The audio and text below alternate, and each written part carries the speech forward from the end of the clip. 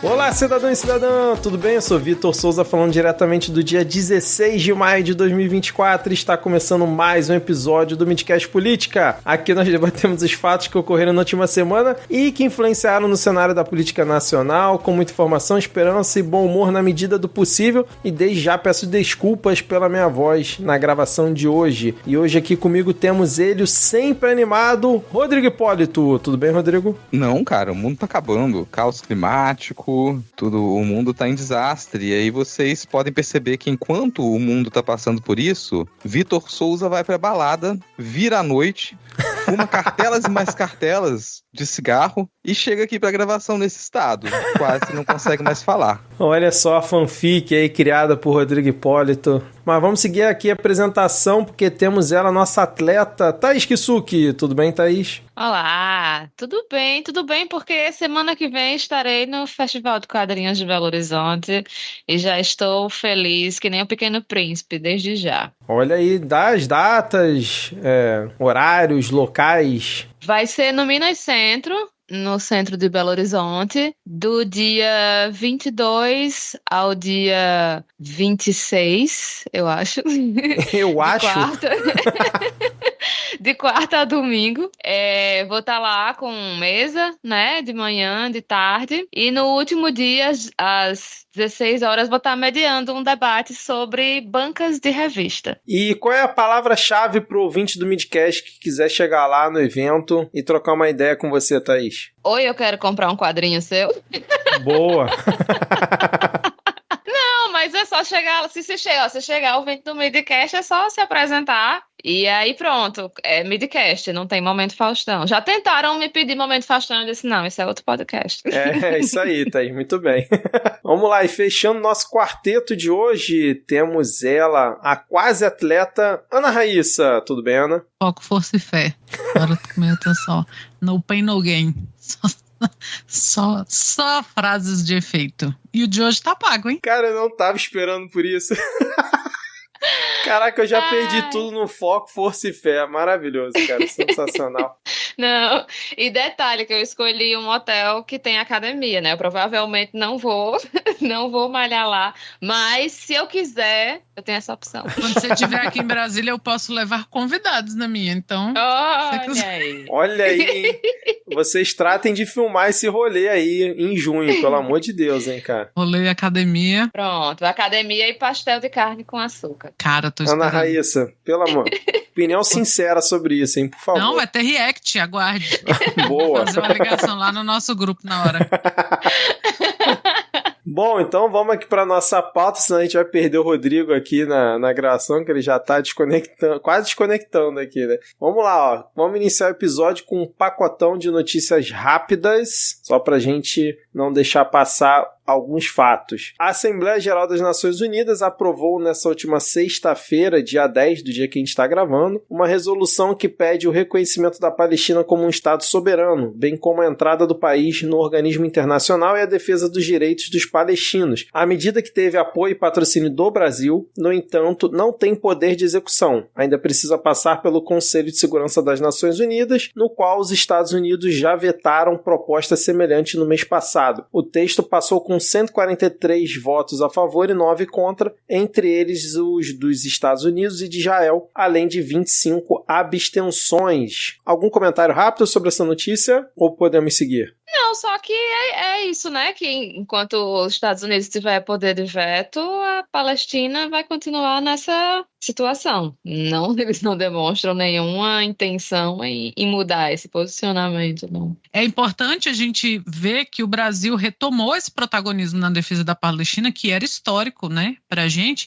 e que durante os anos terríveis a gente abriu mão. Foi quando as pessoas começaram a achar que Israel é cristão, é um país cristão e, né, provavelmente da igreja do Edir Macedo, não é. Mas antes disso, o Brasil tinha um protagonismo. O Yasser Arafat visitou o Brasil algumas vezes. A gente tem órgãos representativos da Palestina aqui no Brasil, órgão, né, no caso. Então o Brasil está retomando esse protagonismo de defesa, né, de um Estado soberano governo palestino. E é muito bom ver isso, é muito bom para a gente no sentido de retomar, né, esse lugar que a gente tanto fala que o Brasil tem, né, nas relações internacionais. E assim, claro, é relevante, vai sempre ser relevante o reconhecimento das Nações Unidas e a Palestina ter um Estado independente lá, mas essa não é a única forma de reconhecimento. Então, se você tem tantos países votando para que isso acontecesse, seria interessante que esses países eles também instituíssem formas concretas de relação com a Palestina. Abertura de embaixadas, relações comerciais, parcerias, porque isso fortifica, concretiza que um Estado ele não só existe no ideário, não é só uma defesa, mas que na prática ele está ali. Você cria condições concretas para isso. É óbvio que nesse momento isso é uma coisa mais delicada e existem razões para que se faça esse pedido nas Nações Unidas, né?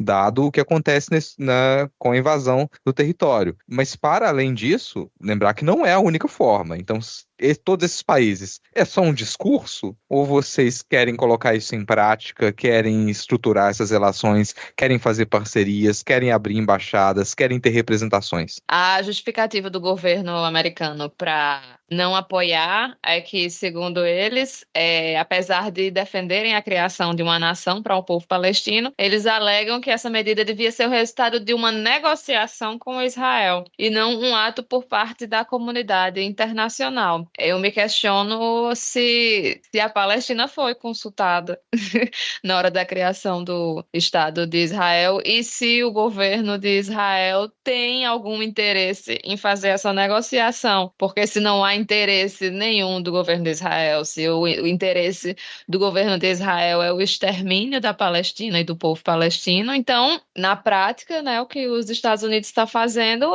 é sendo permissivo com a continuidade desse genocídio. E só lembrando que a gente não tem comentado aqui nos últimos episódios, mas né, o massacre lá em Gaza continua, inclusive agora com a ofensiva a Rafah, que é o que Israel está prometendo já há algum tempo e já está começando com as suas incursões. Vamos seguir aqui com a nossa pauta, voltando agora aqui para o Brasil, pois Jean Paul Prats foi demitido nesta última terça-feira, dia 14, do comando da Petrobras pelo presidente Lula. A companhia disse em comunicado ao mercado financeiro que na noite da última quarta recebeu uma solicitação de Prats para que o conselho de administração da empresa se reúna a fim de analisar o encerramento antecipado de seu mandato. Se o encerramento for aprovado, Prats pretende apresentar depois da sua renúncia ao cargo de membro de conselho de acordo com a nota. Assume a presidência da Petrobras Magda Chambriard. Engenheira civil com pós-graduação em engenharia química, Chambriard foi presidente da ANP no governo Dilma e foi indicada agora para substituir Prats pelo Ministério de Minas e Energia. Agora vem a melhor parte, hein, gente? O UOL apurou que, na verdade, o presidente Lula quer Aloysio Mercadante no cargo. Mercadante é o atual presidente do BNDES e Chambriard já foi comunicada que seu mandato é temporário, porque o plano do governo é colocar o petista no comando da Petrobras. A demissão ocorreu durante uma reunião no Planalto. Estavam presentes os ministros Alexandre Silveira, de Minas e Energia, e Rui Costa, da Casa Civil. Segundo a colunista do UOL, Andresa Matais, Prats escreveu um comunicado interno aos funcionários da Petrobras que seu mandato foi, abre aspas, precocemente abreviado e que Silveira e Rui Costa, abre aspas, regozijaram-se de sua dispensa. Algum comentário? Ficaram tristes com a perda de bilhões e bilhões de reais da Petrobras? Ou a gente pode ir para o próximo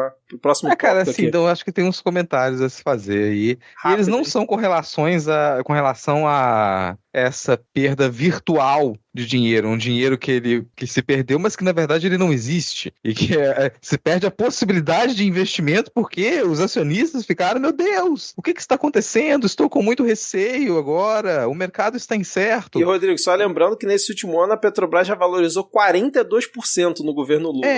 Sim, toda vez, qualquer coisa que acontecer em torno da Petrobras, vão vir com essa história nossa, os acionistas, eles ficaram com receio, cadê agora o mercado? Não, foda-se, tá? Isso não importa. Mas eu acho muito interessante de se pensar em todo esse constrangimento, em toda essa torta de climão, em toda essa situação, né, cara?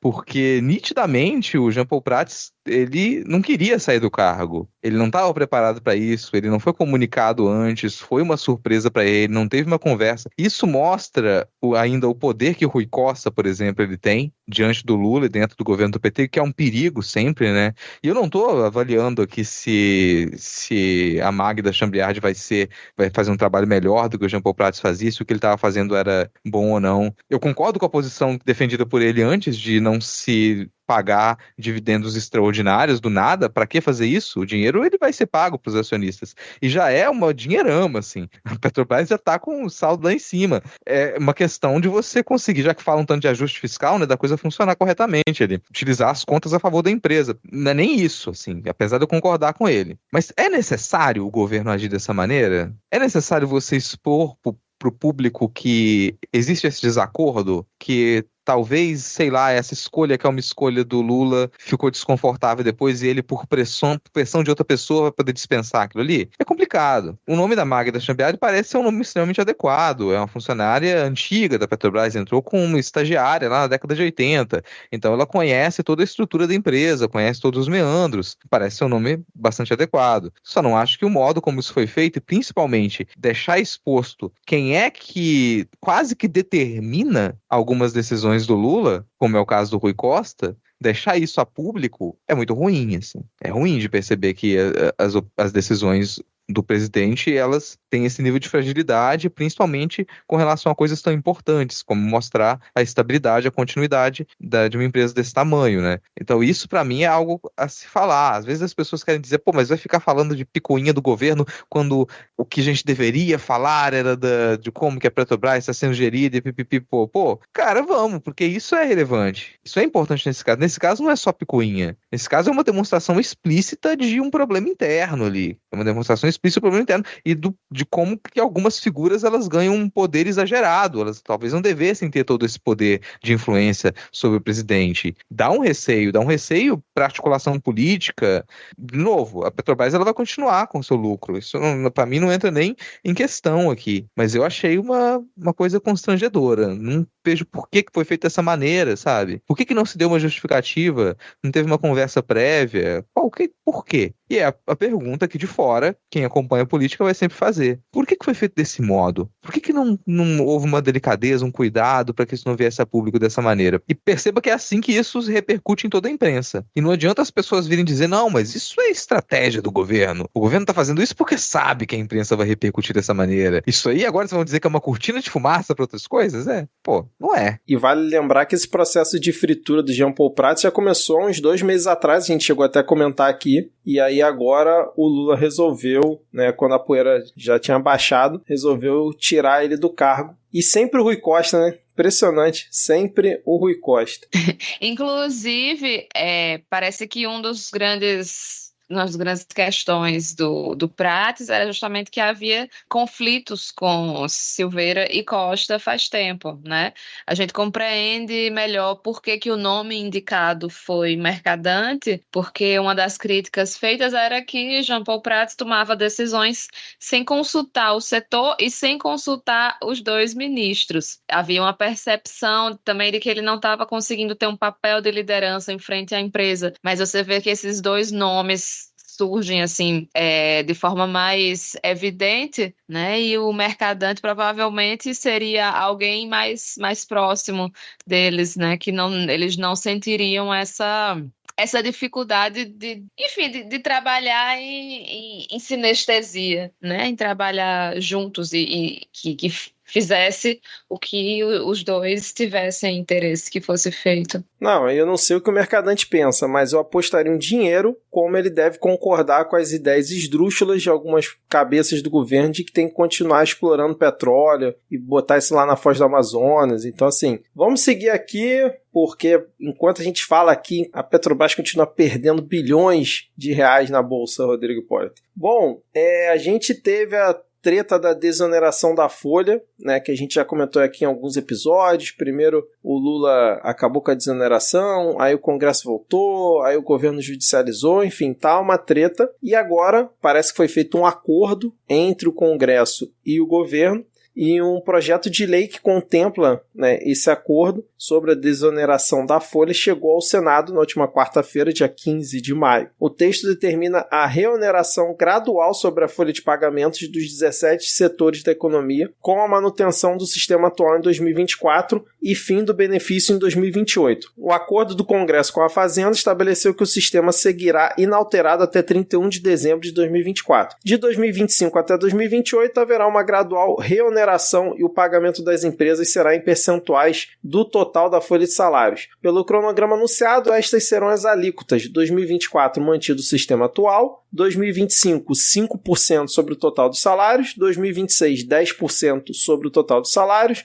2027 15% e 2028 fim da desoneração e retorno da alíquota cheia de 20% do total dos salários. E agora vai, né, a discussão para o Senado e, eu não sei vocês, né, vamos lá, comentários rápidos, mas eu acho que esse é um daqueles projetos que vão definir isso e quando chegar daqui a 2 anos vão rever tudo de novo e vão jogar isso tudo fora. É isso, cara, você sintetizou. O meu comentário é que eu acho muito engraçado que pro povo da direita, sei lá, cara, o governo criar um benefício, um auxílio para a população vai quebrar o Estado, vai quebrar as contas públicas. Meu Deus, você dá o Bolsa Família, pronto, essas pessoas agora nunca mais vão trabalhar, elas nunca mais vão sair dessa condição. Agora tu cria um benefício para grandes empresas e magicamente, se tirar esse benefício agora, todas elas vão falir, elas não vão conseguir mais empregar ninguém. Peraí, mas o benefício simples, pequeno, para uma família como o Bolsa Família, você está me dizendo que vai acabar com o emprego no país, vai falir o país. Agora, um benefício para grandes empresas que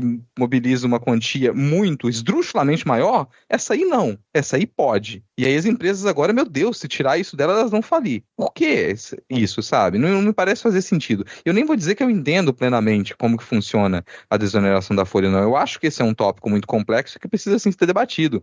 Agora, tentar fincar o princípio de que isso nunca mais pode ser revertido, de que agora é assim e acabou, isso aí é estupidez. E esse é o caminho que a direita ela tem defendido, ela tem tentado trabalhar para que isso nunca acabe. Não era para ser temporário? Não era uma situação? Não é um auxílio? Não é para que, sei lá, cara, as empresas elas possam caminhar com as próprias pernas, que daqui para frente elas não precisem mais depender disso, elas não crescem? Que patrão incompetente é esse que passa anos tendo a folha desonerada e não consegue estruturar a sua empresa minimamente? Você continuou nessa até agora, então não tem jeito. Talvez seja melhor a gente estatizar a sua empresa, porque isso é uma demonstração enorme de incompetência.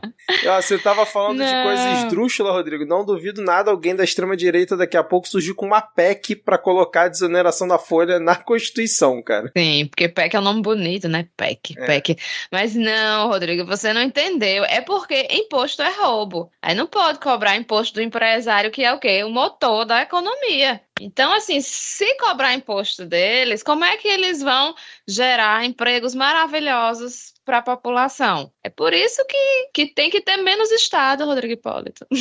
Inclusive, esse negócio de ficar exigindo que o patrão pague salário também já está ultrapassado, gente. Para que não acabar com isso logo? Até porque, claramente, todos esses empresários com a desoneração, eles pegam esse valor que iam para o imposto e revertem para os funcionários. Eles jamais colocam no bolso esse valor. Aumentam o salário de todo mundo. Com certeza. É sempre assim. Capitalismo porque você é lindo, funcionário. você que está estudando a gente, você é funcionário de uma desses grandes setores que foram desonerados durante todos esses anos. Você nitidamente percebeu que a sua qualidade de vida aumentou, que eles, assim, desonerou a folha. Na hora, o seu salário aumentou. Reverteu para você. Você percebeu isso, não foi? Exatamente. E agora falando, Ana Raíssa está quieta nesse momento, porque eu acho que ela deixou para comentar nesse próximo tópico. Vamos lá, Ana Raíssa. Agora temos uma bela notícia aqui, pois Datena diz ao PSDB que será candidato a prefeito de São Paulo. Abre aspas. Desta vez vou até o fim. Fecha aspas. Qual é o fim? Não sabemos. Mas segundo... Talvez o fim do mês. Exato. O fim da semana. Mas segundo aí uma reunião que teve entre Marconi Perillo, Aécio Neves e Datena, que trio, hein? Caralho, no hall do inferno essa reunião. O apresentador foi novamente convidado a ser o candidato do partido à prefeitura. Originalmente ele tinha se filiado ao PSDB para ser vice na chapa da Tabata, mas aí parece que propuseram isso novamente para ele, né? Aí ele falou que sim. Um dos presentes fez a pergunta óbvia, dado o histórico de desistência de Datena. Mas você vai até o fim? Datena devolveu. Desta vez vou até o fim. Se não for assim, nunca mais posso ser candidato a nada. E é exatamente isso, ele nunca foi. Gente, exatamente. falando a verdade. Os caras tinham que ter feito essa reunião com a filha dele, porque de outra vez ele falou que a filha dele pediu pra ele não se candidatar a presidente. Então tinha que ter combinado com ela, pô. Não, sabe o que é, Raíssa? É que estão fazendo esse convite do modo errado. Eles deveriam fazer esse convite com imagens.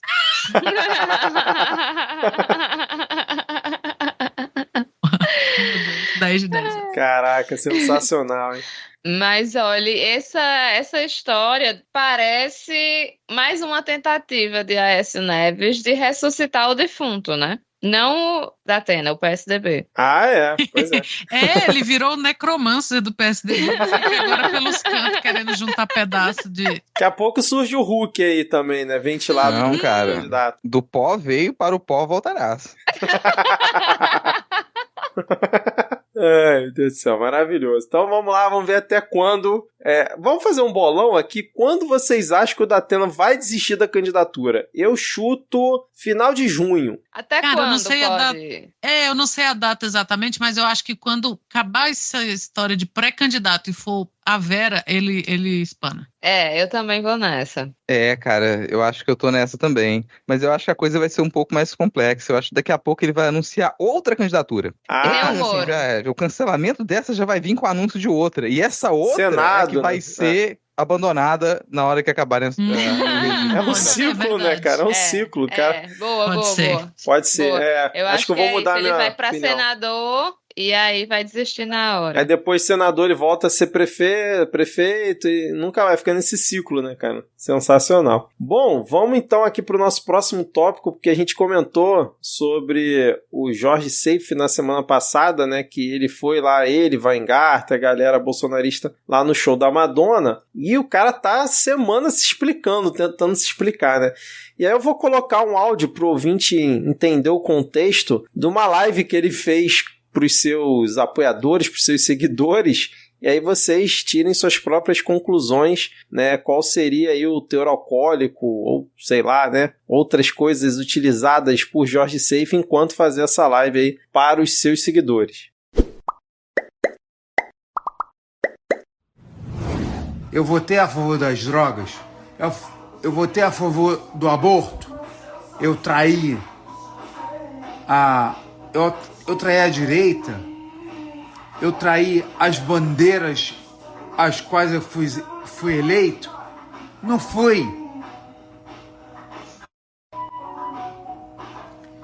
Várias ligações entrando aqui, pessoal.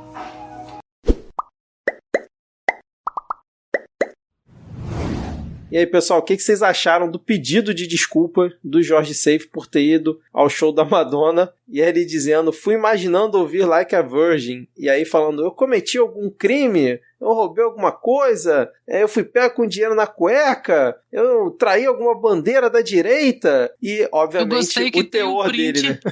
O teor alcoólico dele. Eu gostei que no print dessa matéria tem um comentário assim, esse já era. Aí em cima parece que está bêbado, senador. Ele foi de Magnum Malte forte, né? Assim. Cara, assim, eu não sei o quanto que isso pegou. Que inventaram pra alguém ele? inventou um apelido mesmo. Era um nome muito bom, tipo Magnum Malte. Tipo Magnum Malte, foi. Eu não sei o quanto pegou essa desviada que a direita quis dar do show da Madonna pra colocar na conta do governo Lula, né? Que o Lula que teria bancado, que a Janja não tinha ido ao Rio Grande do Sul porque foi ao hotel visitar a Madonna, que ninguém sabia o que aconteceria no show da Madonna e de repente chegaram lá e era um show da Madonna. Então, assim, eu não sei o quanto que isso pegou. Cara, sabe? Porra. Sabe o que eu acho mais engraçado? É que esse não foi o primeiro show dessa turnê, né? Não foi. Não é como foi assim, o último, foi literalmente. Foi o último, Porra, sabe? E eu não sei o quanto que isso pegou, né? Pra tentar desviar, assim, olha só, o governo, que sapateada na cara do Rio Grande do Sul, deveria ter cancelado. Não sei se isso pegou. Mas o fato dessas pessoas estarem, assim, ó, se desculpando todo dia, é um se desculpando, é outro, sabe? Ah, não, mas ai, que satanismo, que nananã. Cara, essas pessoas parecem que nasceram anteontem, assim. Todo esse discurso deles acontece no mesmo tempo de carreira que a Madonna tem, há 40 anos. É satanismo, é não sei o quê. E a gente sabe que era a Madonna e o David Bowie que seguravam o tecido desse plano que a gente conhece e que um já foi. Assim, os caras continuam na mesma ladainha de satanismo, eu fui pra ouvir Like a Virgin. Amigo, lê a letra da música. A desculpa que tu tá dando. Não, pera, Eu a pessoa acho. ler. Peraí. Não, mas eu tenho uma teoria. Eu acho que ele pensou que Like a Virgin era uma música sobre a Virgem Maria, só pode. Não, eu não sei você, mas a parte que eu mais gostei da explicação dele foi essa parte aqui, ó. Eu gosto de música e eu separo a arte do artista. Eu gosto de rock e 99% dos artistas de rock são de esquerda. Se fosse. Oh, meu Deus. Eu não sei de onde ele tirou esse senso. Eu gostaria de viver no sonho de esquerda que existe na cabeça da extrema-direita. Imagina que maravilha, cara. Um mundo em que os governos do PT fizeram a Revolução Comunista no Brasil. Imagina que delícia você viver nesse mundo. Um mundo em que todos os roqueiros, eles são de extrema esquerda. Isso ia ser maravilhoso, cara. Isso ia ser muito divertido. E assim, cola. A real é que cola, porque, sei lá, esse pessoal imagina que qualquer resquício de humanismo é uma radicalidade da esquerda, qualquer resquício de humanismo. Mas nesse caso a coisa ela se torna muito mais constrangedora porque, sei lá, as pessoas são fãs da Madonna, cara. Tipo, você sair por aí dizendo que você não gosta da Madonna, que você não é fã da Madonna, que você, nossa, eu acho isso aí um lixo. Desculpa, a gente não vai colar. Isso aí ultrapassou a fronteira do poser. Não tem como você dizer. Não tem. Não me venha com essa, não cola. Então, mesmo pro público, o público pode até às vezes aceitar aquela ideia, nossa, estou decepcionado com tal artista. Pode tentar fazer esse auto-engano, mas daí a dizer que não queria ver o show da Madonna, que foi lá sem saber o que era a Madonna, não cola pra ninguém, sabe? Era mais fácil falar, não, cara, eu fui lá mesmo, sim, fazer isso é uma coisa da minha geração e tudo mais. A gente tem que... Caberia mais, eles aceitam isso. A gente tem que apoiar a cultura de verdade, porque isso aí são as músicas de antigamente. O pessoal ia estar se lixando se a galera tá com o peito de fora no show. Tá pouco se lixando pra isso, essa é real, assim. O pessoal tá lá podia estar xingando a Madonna e tá lá curtindo o show de casa. Até porque ela não apresentou, e isso é a proposta do show, inclusive, nada demais. É o histórico de carreira dela. É só isso. É um retrospecto. Não tem nada novo ali. É uma coisa até antiquada, se a gente for pensar. E é pra ser assim. Porque mostrar, olha só, esse histórico dos anos 80 e 90 pra cá, coisas que a gente, da juventude desse pessoal, né, da nossa juventude ali. Então, real, assim, tentaram fazer um estardalhaço, eu acho, mas não conseguiram fazer esse estardalhaço com o show da Madonna. É isso que me soa, na verdade. Tanto a desculpa dele quanto a de outros ali. Eles estão respondendo para tentar criar conteúdo para uma base e tudo mais, mas eu não observei, eu não consegui encontrar esse choque absurdo com o show da Madonna que algumas pessoas querem fazer crer que aconteceu. Não percebo isso, não. Rodrigo, sabe quem fez mais ou menos isso que você falou? E se deu muito bem? O Luciano Huck. Na hora, antes do show, a Angélica estava visivelmente empolgada, falou que foi o primeiro show que ela viu na vida dela, que ela era adolescente, foi com a mãe, sei lá, uma parada assim. Ele ficou lá com aquela cara de Luciano Huck, eu vim para acompanhar minha mulher. Deu uma festa depois pra Madonna, postou uma foto pra Madonna, meu Deus, as fotos do Luciano Huck, né? E que ela uniu um Brasil polarizado, ou seja, ele não deu a mínima para esse discurso mínimo também da extrema direita, e tá aí, zero críticas ao fato dele estar lá. Ainda viu um show da Madonna, deu uma festa pra Madonna, que é uma coisa que esse cretino jamais mereceria. Pronto, não abalou a carreira dele, não tá fazendo vídeo bêbado aí pedindo desculpa, não tá falando abobrinha atrás de abobrinha, eu fui lá pra ouvir Like a Virgin. Estúpido. Então, falta inteligência até pra você ser... Cara de pau. Cara de pau, Mas aí vamos responder a pergunta que interessa. Vocês acham que foi cerveja, gin, vodka ou absinto? Já temos a enquete do... Será? Forte candidato. Tá faltando uma bebida muito importante. Qual? O Campari. Vamos mudar essas opções lá, um Campari, um checkmate. Então, forte candidata a ser enquete da semana, né? Qual era a bebida de Jorge Seife no momento Qual o teor da live de Jorge Seife? Boa! Qual o teor da live? Campari, checkmate. Poxa, queria lembrar do apelido que inventaram dele. Não é? A Thaís falou. Não é Jorge Chopp? Não, né? Não, mas era alguma coisa assim. Jorge Serva. Jorge Serva. Vamos seguir aqui, se a gente lembrar, a gente comenta ao longo aqui da gravação. Por enquanto vai sendo essa enquete, a não ser que algo mude no decorrer do episódio. Thaís, você quer comentar alguma coisa aí sobre as chuvas no Maranhão? Eu vou comentar bem rapidamente, porque, enfim, é só porque a gente recebeu essa notícia de um ouvinte hoje, que ele enviou uma matéria da agência pública falando que sobre as chuvas do Maranhão, que o governo nega, mas ainda há famílias desabrigadas. Então, 31 dos 217 municípios maranhenses decretaram situação de emergência esse mês. Essa matéria, inclusive, é de hoje, dia 16, quando a gente está gravando. Enfim, tem uma matéria longa que fala dessa situação, né, de emergência, que tem desalojados e desabrigados lá no Maranhão ainda. É mais só para a gente manter aqui a atualização, né, que continua muito confusa essa história sobre o Maranhão, e só para dizer que a gente tá de olho nisso, e o link para quem quiser ver a matéria completa vai estar na descrição do episódio. Perfeito, Thaís, perfeito. Vamos seguir aqui com mais 4 tópicos. Pupurri de notícias aqui, vamos tentar ser breves, né, para a gravação não ficar muito longa, até porque a gente ainda tem que falar aí sobre os últimos acontecimentos, né, da tragédia lá do Rio Grande do Sul. Promotoria pede a condenação de jornalista que Zambelli ameaçou com arma. Você não ouviu errado, não.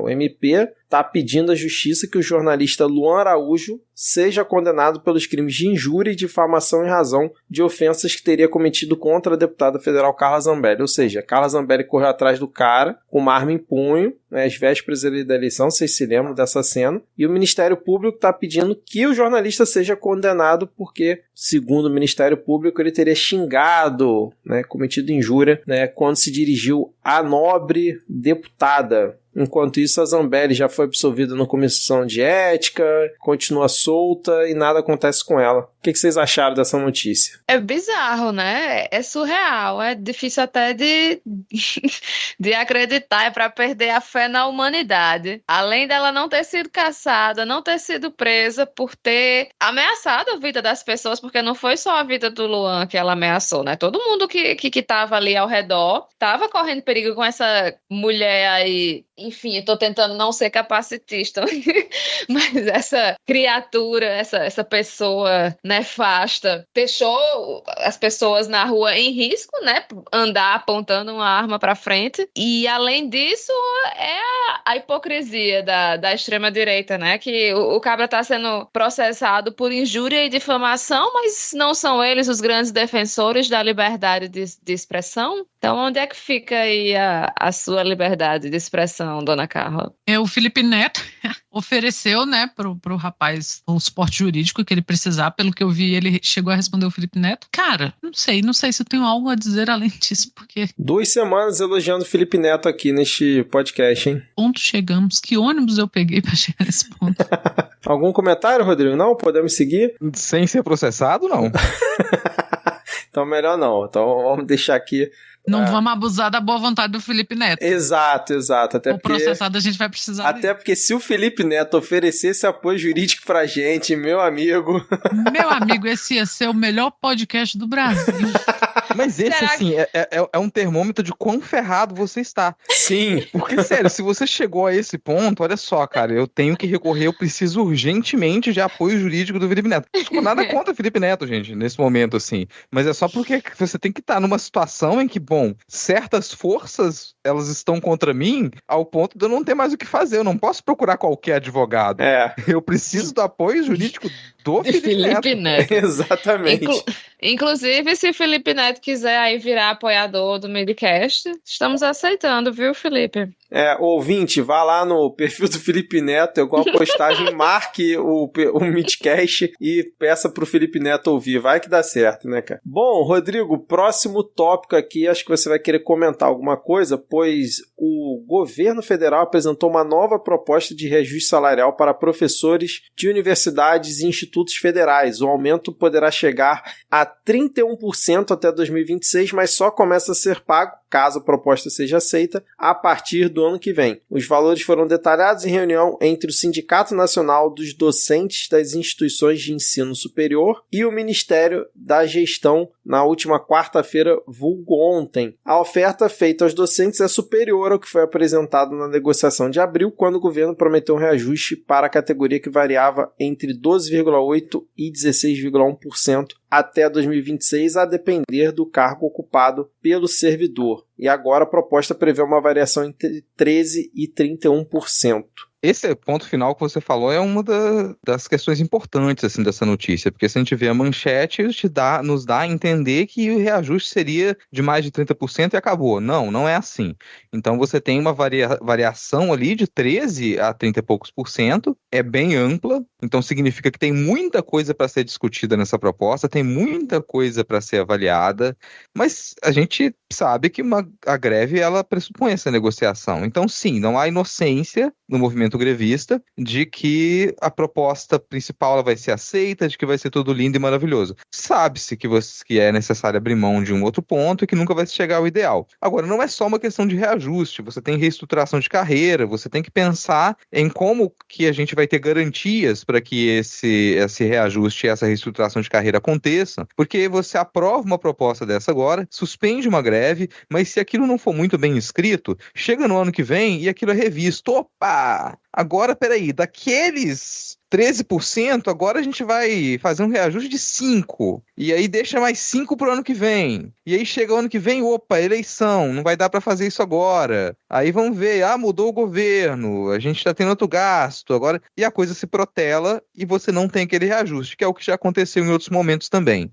E aí esse é um problema que tem que ser enfrentado nas discussões. Espera aí, não é só uma questão de confiança. Isso tem que estar organizado na proposta no papel, que a gente tenha garantia de que esse reajuste vai acontecer, de que a gente vai ter maior possibilidade para debater reestruturação de carreira. E aí, isso está no papel? Por enquanto, não está tão esboçado assim. Então depende de uma resposta da organização. Mas eu não sou tão positivo em encarar uma proposta dessa e achar que isso aí é simplesmente viável. Principalmente quando você tem uma mudança tão nítida do escracho, que era propor 12% antes, para você ter essa margem até 30% agora. Se você me diz numa primeira proposta que aquela era a possibilidade, até 16%, e agora, em questão de 2 semanas, passa a dobra, ou até mais que dobra, peraí. O que mudou no mundo? Qual foi a estrutura física que mudou da realidade para que antes fosse possível só 16 e agora a gente pode falar em 32? Então, às vezes parece só discurso. O que está realmente no papel?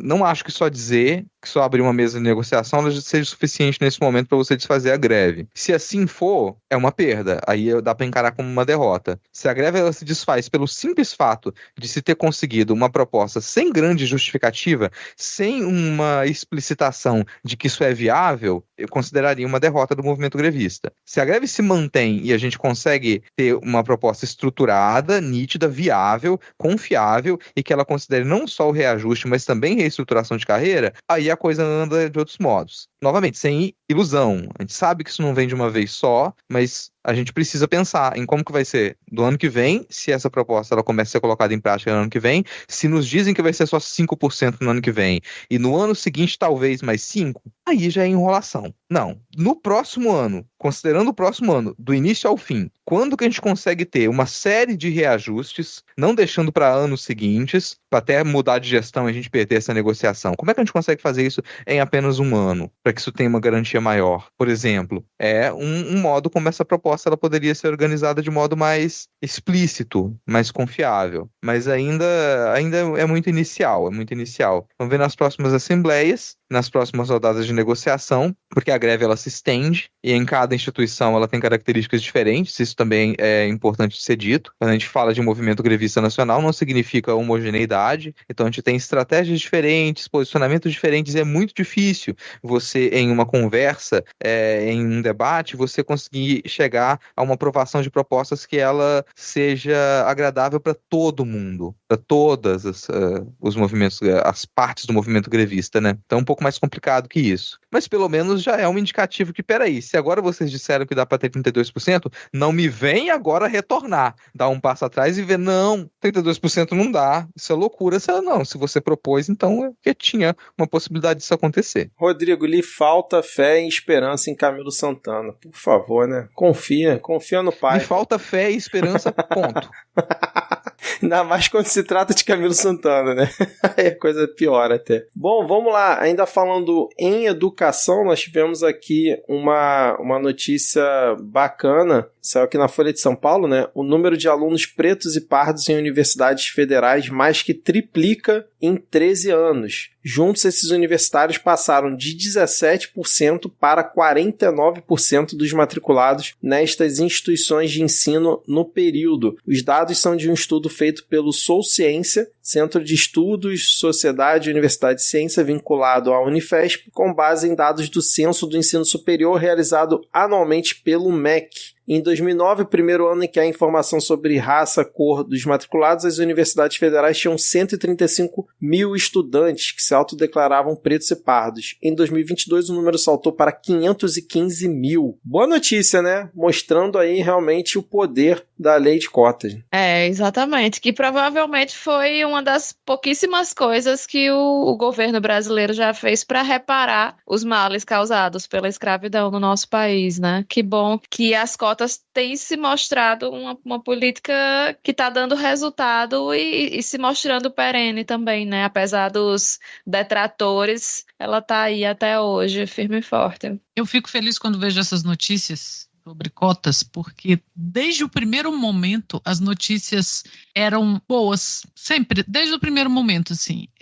Eu estava na graduação na época que começou a se discutir a questão das cotas nas universidades. A UNB foi a primeira, se eu não me engano, no país, e essa discussão já existia quando eu estava lá, anteontem, né? Claro, não tem muito tempo, para 300 anos de escravidão foi anteontem, mas é muito bom ver, depois de tanto tempo, que não teve uma só vez que isso estava na mídia que deu motivo para alguém, pelo menos, falar assim, tá vendo? Não tem. É sempre notícia boa, é sempre...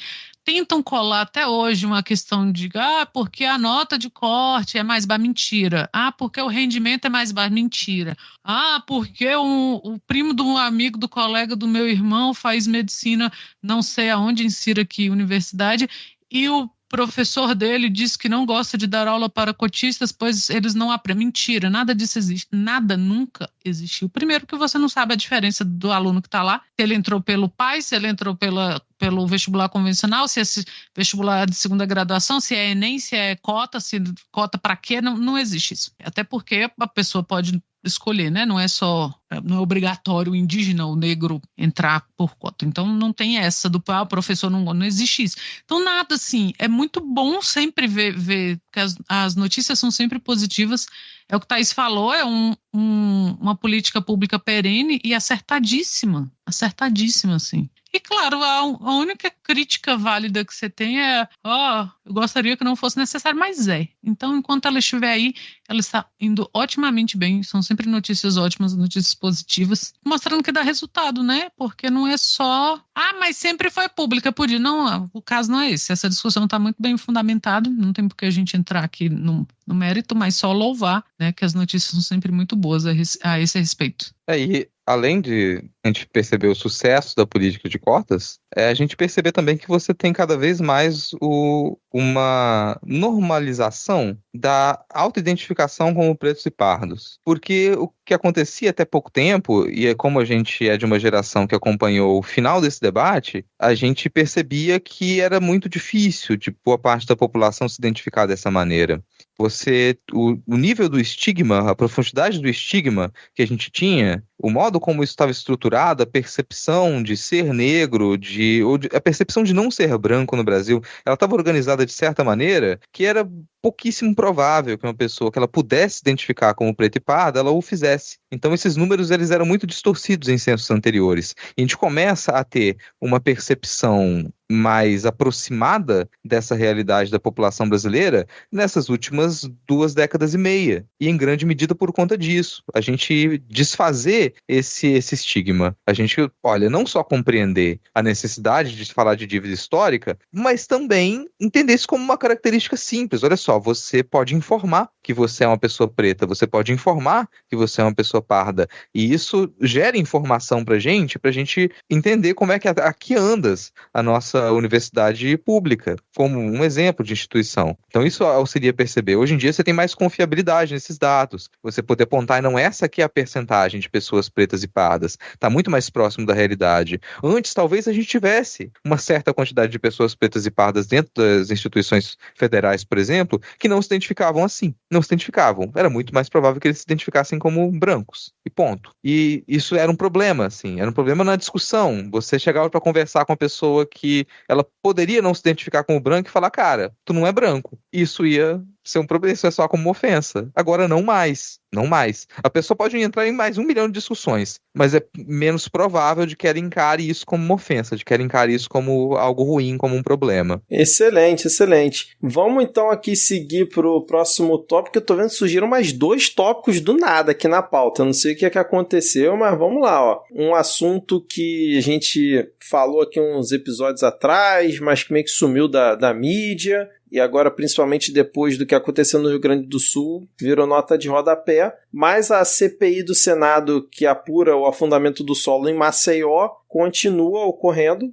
E ontem o relator da comissão, o senador Rogério Carvalho, do PT, pediu o indiciamento da Braskem de dirigentes e técnicos da empresa envolvidos no desastre provocado pela extração de salgema. As informações constam do relatório final da CPI, apresentado na manhã desta última quarta-feira ao colegiado, e o parecer deve ser submetido à votação na próxima terça-feira, dia 21 de maio. No documento, o Rogério Carvalho afirma que a Braskem tinha conhecimento prévio do risco de colapso de minas de salgema na capital alagoana e que, mesmo assim, decidiu explorar a área para além das suas capacidades seguras de proteção. E aí tem a lista aqui, né, das pessoas que seriam indiciadas, né, que são funcionários e ex-funcionários da empresa. Vamos ver como é que vai ser votado isso semana que vem, mas, assim, CPI aparentemente cumprindo o seu papel, uma coisa que a gente acompanhou de longe, a gente comentou pouco aqui, inclusive, mas vamos tendo o resultado dessa apuração. Algum comentário que vocês querem fazer? Não, só que essa atitude da Braskem é somente o puro suco do capitalismo, né? Uma empresa que sabia das consequências dos atos deles, mas que não se importaram, né? Porque o lucro deles era mais importante do que o bem-estar de toda uma população da capital alagoana. E assim, não sei se é relacionado com isso, mas eu achei curioso que nos últimos meses a quantidade de anúncios que chega para mim de projeto cultural Braskem é enorme, assim, cara. Edital da Braskem disso, naquilo outro, Braskem apoia a cultura, Braskem... E até então, eu nunca tinha visto. Eu não sei se, assim, na região acontecia, mas para chegar para todo o Brasil, essa que é uma propaganda, né? Olha a Braskem apoiando a cultura, vamos fazer um rebranding aqui. É isso que soa. E só lembrando que, segundo a Defesa Civil de Maceió, 55 mil moradores deixaram suas casas nas áreas, né, onde está ocorrendo o afundamento lá em Maceió. Thaís, foi você que colocou esses 2 tópicos adicionais aqui na pauta? Foi. Eu achei que a pauta estava pequena, eu fiz, deixa eu aumentar um pouquinho. Pequena, tem mais uns 30 links depois. Todo mundo muito disposto hoje. Amanhã você vai acordar 10 horas, né? É isso. Rodrigo querendo te matar nesse minuto. Não, mas é só porque eu não queria que a gente passasse batido, porque eu achava que eram 2 tópicos importantes, mas a gente fala rapidinho sobre isso, não precisa estender muito o assunto, não. Bom, as 2 notícias falam sobre terras. A primeira fala que Arthur Lira sinaliza a votação de PL que mira MST e veta benefícios do governo a, aí aspas minhas, invasores. O presidente da Câmara afirmou em reunião com os líderes da casa, os líderes partidários, que vai incluir na pauta de votações dessa semana um projeto de lei que determina que invasores de propriedades serão impedidos de receber auxílios ou benefícios de programas do governo federal, como Bolsa Família, assim como tomar posse em cargos e funções públicas. Então a gente vê mais uma vez uma perseguição ao MST, né? Que desde que o governo Lula voltou, a gente vê diversos projetos de lei para tentar prejudicar as pessoas que fazem parte do MST e movimentos do campo como um todo, né? Essa proposta, ela foi articulada pela Frente Parlamentar da Agropecuária, que é uma das principais forças da casa, em resposta às ações do MST no que foi chamado Abril Vermelho. Então, segundo relatos, a reunião da terça-feira, dia 14, Lira não deu nenhuma margem para que fosse negociada a retirada do projeto da pauta. Então, o projeto foi aprovado na CCJ no final de abril e relatado por quem? Ricardo Salles. Então, é basicamente isso, essa primeira notícia. E a segunda notícia, olha só, eu tinha que colocar as duas juntas, porque é muito irônico. O título da matéria na Carta Capital é Tarcísio faz reforma agrária às avessas. Então, o que é que o governador de São Paulo está fazendo? Ele tem colocado em prática a venda de terras devolutas de grandes latifundiários a preço de banana. Uma parcela dessas terras era destinada à implantação de assentamentos e outra parte para os fazendeiros ocupantes a título de indenização. É uma notícia sobre o Lira perseguindo o MST e a outra sobre o Tarcísio fazendo aí a reforma agrária dele às avessas e vendendo as terras a preço de banana. É o governo técnico, né, de Tarcísio Freitas, como sempre aí, mostrando a que veio esse grande governador do país. Sou obrigado a dizer aqui que eu concordo com o Arthur Lira, cara. Eu acredito, eu defendo que invasores de terras não deveriam poder receber nenhum benefício do governo, nem concorrer a qualquer cargo público. E isso inclui todos os latifundiários, todos os donos de agronegócio, porque se tem terra invadida é essa, sabe? Invasor de terra é o que não falta no país. Então vamos lá, vamos engolir essa tese de Copacabana aí, colega, entendeu? São terras invadidas, é isso. E aí o pessoal agora quer, não, vamos colocar aqui um marco temporal nessas invasões de terra. Esse sujeito aqui que ele invadiu primeiro, não, vamos dizer que essa aqui é dele agora. Pô, faça-me favor, né, cara? Assim, eu acho que isso não vai pra frente. Não acredito que isso vai para frente. Isso é mais uma daquelas tiradas inconstitucionais, mas é sempre curioso de perceber isso, né? O medo, o terror, o pavor que esse pessoal tem do MST. Toda vez que eles vêm com essa proposta anti-MST, tem uma parte de mim que ela gargalha, porque eu falo, nossa, esse pessoal se borra de medo do MST. Eles sabem que o MST é um movimento poderosíssimo, eles sabem como que ele é articulado, eles sabem como que ele está presente, como que ele é presente no país inteiro, como que ele realmente faz acontecer. Esse pessoal se borra de medo do MST e eles não conseguem exterminar, eles não conseguem acabar com o movimento. Eles sabem que eles já perderam. O que eles tentam fazer é perder um pouco menos, porque eles não vão pra frente nessa, cara. Eles não vão conseguir acabar com o MST. Eles não vão conseguir acabar com qualquer perspectiva de reforma agrária no Brasil. É uma luta que ela é demorada, é uma luta que a gente não sabe, não vai acabar amanhã, não vai acabar ano que vem, mas ela ganha cada vez mais espaço. E aos poucos, sim, ela acontece. Ela acontece. A gente tem cada vez mais famílias assentadas.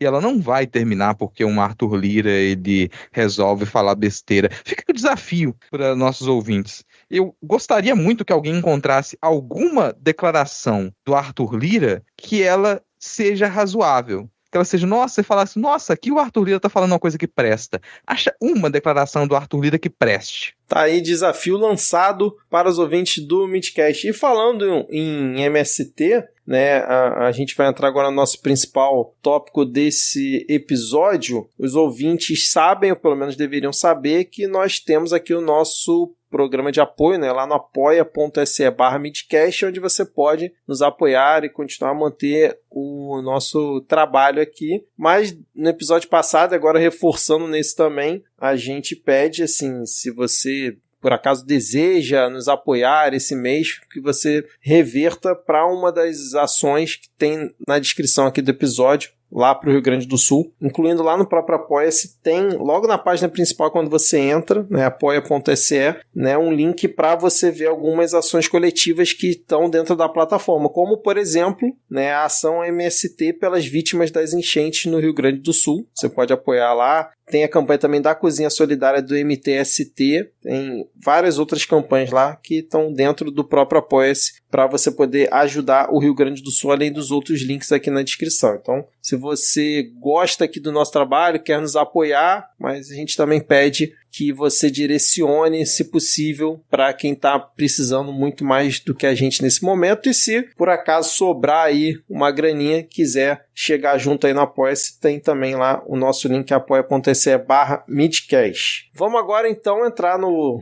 principal tópico, novamente pela terceira semana seguida, obviamente a gente falando aqui da tragédia lá no Rio Grande do Sul. Os últimos números que eu vi, né, atualizados, até botei aqui na nossa pauta, é que o número de vítimas já chegou a 149, né, e o boletim da Defesa Civil ainda contabiliza 108 desaparecidos e 806 feridos. O número de pessoas fora de casa é de 614 mil. No total, 76 mil estão em abrigos e 538 mil pessoas estão desalojadas, ou seja, em casa de amigos e parentes. E foram afetadas direto ou indiretamente 2,6 milhões de pessoas por conta das enchentes. Nesse momento a gente tem, né, a Lagoa dos Patos ainda com um nível muito alto, inclusive está subindo. A gente teve o Guaíba diminuindo, né, o seu volume nesses últimos dias, inclusive algumas partes de Porto Alegre ali do centro, né, as águas já baixaram e já dá para ver um pedaço aí da destruição que tivemos na cidade, e outras cidades também que a água está baixando, é um rastro de destruição inacreditável. Inclusive, alguém mandou no grupo, né, que em Porto Alegre a gente está vendo piranhas, né,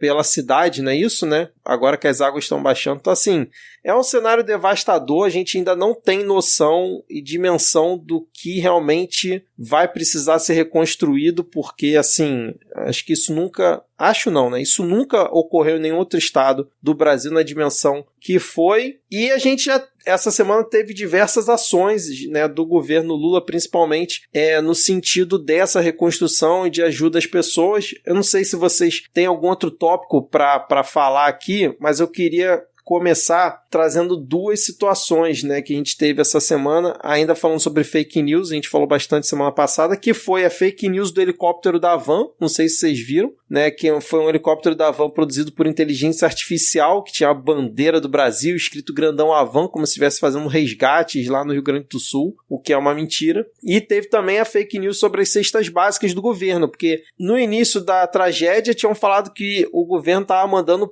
cesta básica, estava mandando alimento vencido para o Rio Grande do Sul. Aí agora que eles estão mandando a cesta básica ali com a etiqueta do governo bonitinha, estão falando que, na verdade, pegaram cestas básicas doadas pela população e botaram a etiqueta do governo e distribuíram, o que também é outra mentira. Foram cestas básicas realmente empenhadas e compradas pelo governo e distribuídas lá no Rio Grande do Sul. E eu queria saber o que vocês acharam dessas duas fake news ou de outras que vocês viram ao longo dessa semana, né, além das que a gente já comentou semana passada, para depois a gente começar a comentar sobre as ações que a gente teve essa semana. Ou se vocês quiserem comentar algum outro tópico, fiquem à vontade. Primeiro é saber quais ações, assim, do governo, depois não agora, né, mas depois a gente vai precisar entender como é que a gente vai proceder com essas notícias falsas, porque nesse caso não é só a gente pensar aqui no tipo de notícia falsa que ela vai se prolongar por muito tempo, ou ela não tem algum ataque específico. Aqui a gente está falando de um problema que ele é muito mais cruel, sabe? Por exemplo, levam as pessoas a não quererem sair de casa. Então os bombeiros, eles chegam em dada região e eles não podem obrigar as pessoas a sair de casa.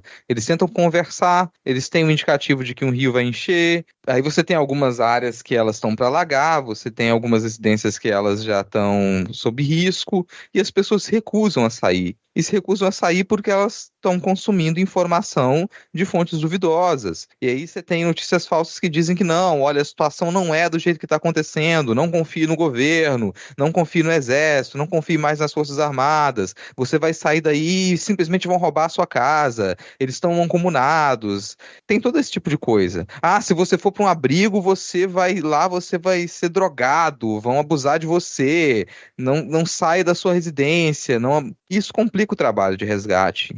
Isso faz com que a Defesa Civil e os bombeiros eles despendam esforços que poderiam ser gastos em outros trabalhos. Você tem notícias falsas que elas levam os bombeiros, a polícia, as Forças Armadas, a Defesa Civil a deslocarem de uma região para tentar resolver um problema que não existe. Então isso aconteceu bastante também. A gente está lidando então com outro tipo de crime. Não é só a típica notícia falsa que a gente normalmente fala. Aqui a gente está lidando com algo muito mais cruel e com algo que poderia ser investigado, localizado com mais facilidade. Então não só quem produziu, mas como que isso circulou. Não foi feito de graça. E dá pra gente identificar muito facilmente agora também, até figuras públicas compartilharam isso, que incentivaram a população a pensar dessa maneira. E aí essas figuras públicas, algumas figuras com cargo, inclusive, elas não vão responder sobre isso, porque me parece que essa é uma coisa que não se está discutindo. Peraí, você tem figuras ali da extrema-direita com cargo que elas incentivaram isso. As notícias falsas sobre a Janja, por exemplo, que elas repercutiram bastante e elas tiveram resposta.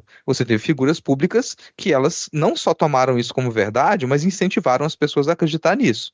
E aí, qual a ação imediata? Esses sites vão ser retirados do ar? Esses perfis vão ser retirados do ar de imediato? Essas pessoas elas vão receber alguma sanção imediata? E por mais que a gente tenha prioridades muito mais urgentes agora, acho que se a gente não responde isso com uma certa eficiência, a tendência é isso piorar. Porque não vai ser a primeira situação de emergência que o governo vai ter que enfrentar. Essas situações, elas se propagam. E elas acontecem com muito mais frequência. E me parece que você já tem uma rede articulada para promover esse tipo de notícia falsa, preparada para o desastre, preparada para atrapalhar o trabalho do governo. Não me pareceu uma coisa que foi feita de última hora em alguns casos, sabe? Me parece uma coisa que ela já estava preparada. Você já tem quase que um plano de ação. Como é que eu vou poder usar essa tragédia para poder atrapalhar o trabalho do governo e usar a vida das pessoas para isso? Então, a gente às vezes passa batido por esse tópico das notícias falsas, mas não é à toa que isso foi pauta foi no Jornal Nacional, eu acho que o Bonner foi entrevistar o ministro das Comunicações, e ele saiu muito bem em puxar isso, em demonstrar que, olha, realmente a gente, uma outra camada de problema quando você trata nesse caso, né? E é urgente também. Você tem pessoas que elas não estão querendo sair de casa, cara. Você tá tendo que fazer investimento para construir outras coisas, para poder fazer um investimento urgente em comunicação para sanar esse problema, quando você poderia usar esse investimento para salvar mais vidas. Eu não sei, assim, não sei se eu não vi em algum momento uma resposta mais efetiva, além dessa fala do Pimenta sobre as notícias falsas na TV aberta. Mas, sabe? Rodrigo, tu acha que depois da pandemia, de tudo que a gente passou, principalmente com fake news também atrapalhando a vida da população, né, e matando pessoas, tu acha mesmo que vai ter alguma responsabilização? Eu confesso que eu tô descrente, cara. Eu acho que vai ser... Não é esperança, cara, que eu não tenho, assim. Novamente, eu sou uma pessoa sem fé e sem esperança. Não é esperança, é só que em cada situação que acontece, a gente tem uma nova oportunidade que, se a gente deixa passar, vai piorar. E é mais concordo. esse alerta, olha só. A gente deixou passar todas as outras, perceba que sempre piora. Então, se a gente deixa passar essa, vai piorar. Na próxima vai ser...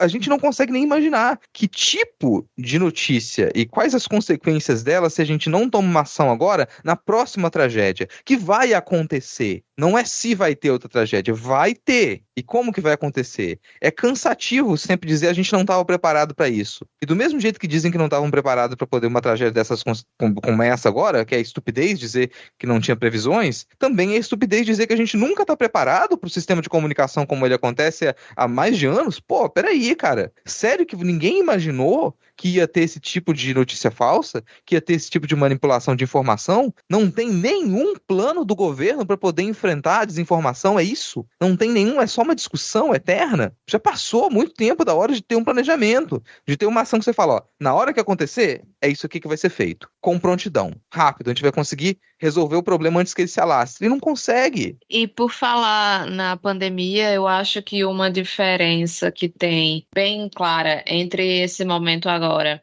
e o da época da pandemia é que é mais difícil ser negacionista quando tem uma cidade praticamente inteira debaixo d'água. Então, você inventar uma mentira, dizer que ivermectina mata vírus, é algo mais fácil de enganar as pessoas, porque tem a pesquisa não sei o que lá, não sei o que lá, e a maioria das pessoas não vai saber interpretar um paper. Eu mesma pegar um paper, eu não vou ter as referências necessárias para eu saber um artigo da área de medicina, enfim, se ele é confiável, enfim, eu não tenho essas bases. Então, muitas pessoas, não, tem esse artigo aqui, então é verdade, ponto final. Mas essa questão da enchente no Rio Grande do Sul, as informações muitas vezes são mais facilmente desmentíveis. Inclusive aqui nessa matéria do G1 sobre o helicóptero fake da Havan, eles falam sobre 2 ferramentas de detecção do uso de inteligência artificial.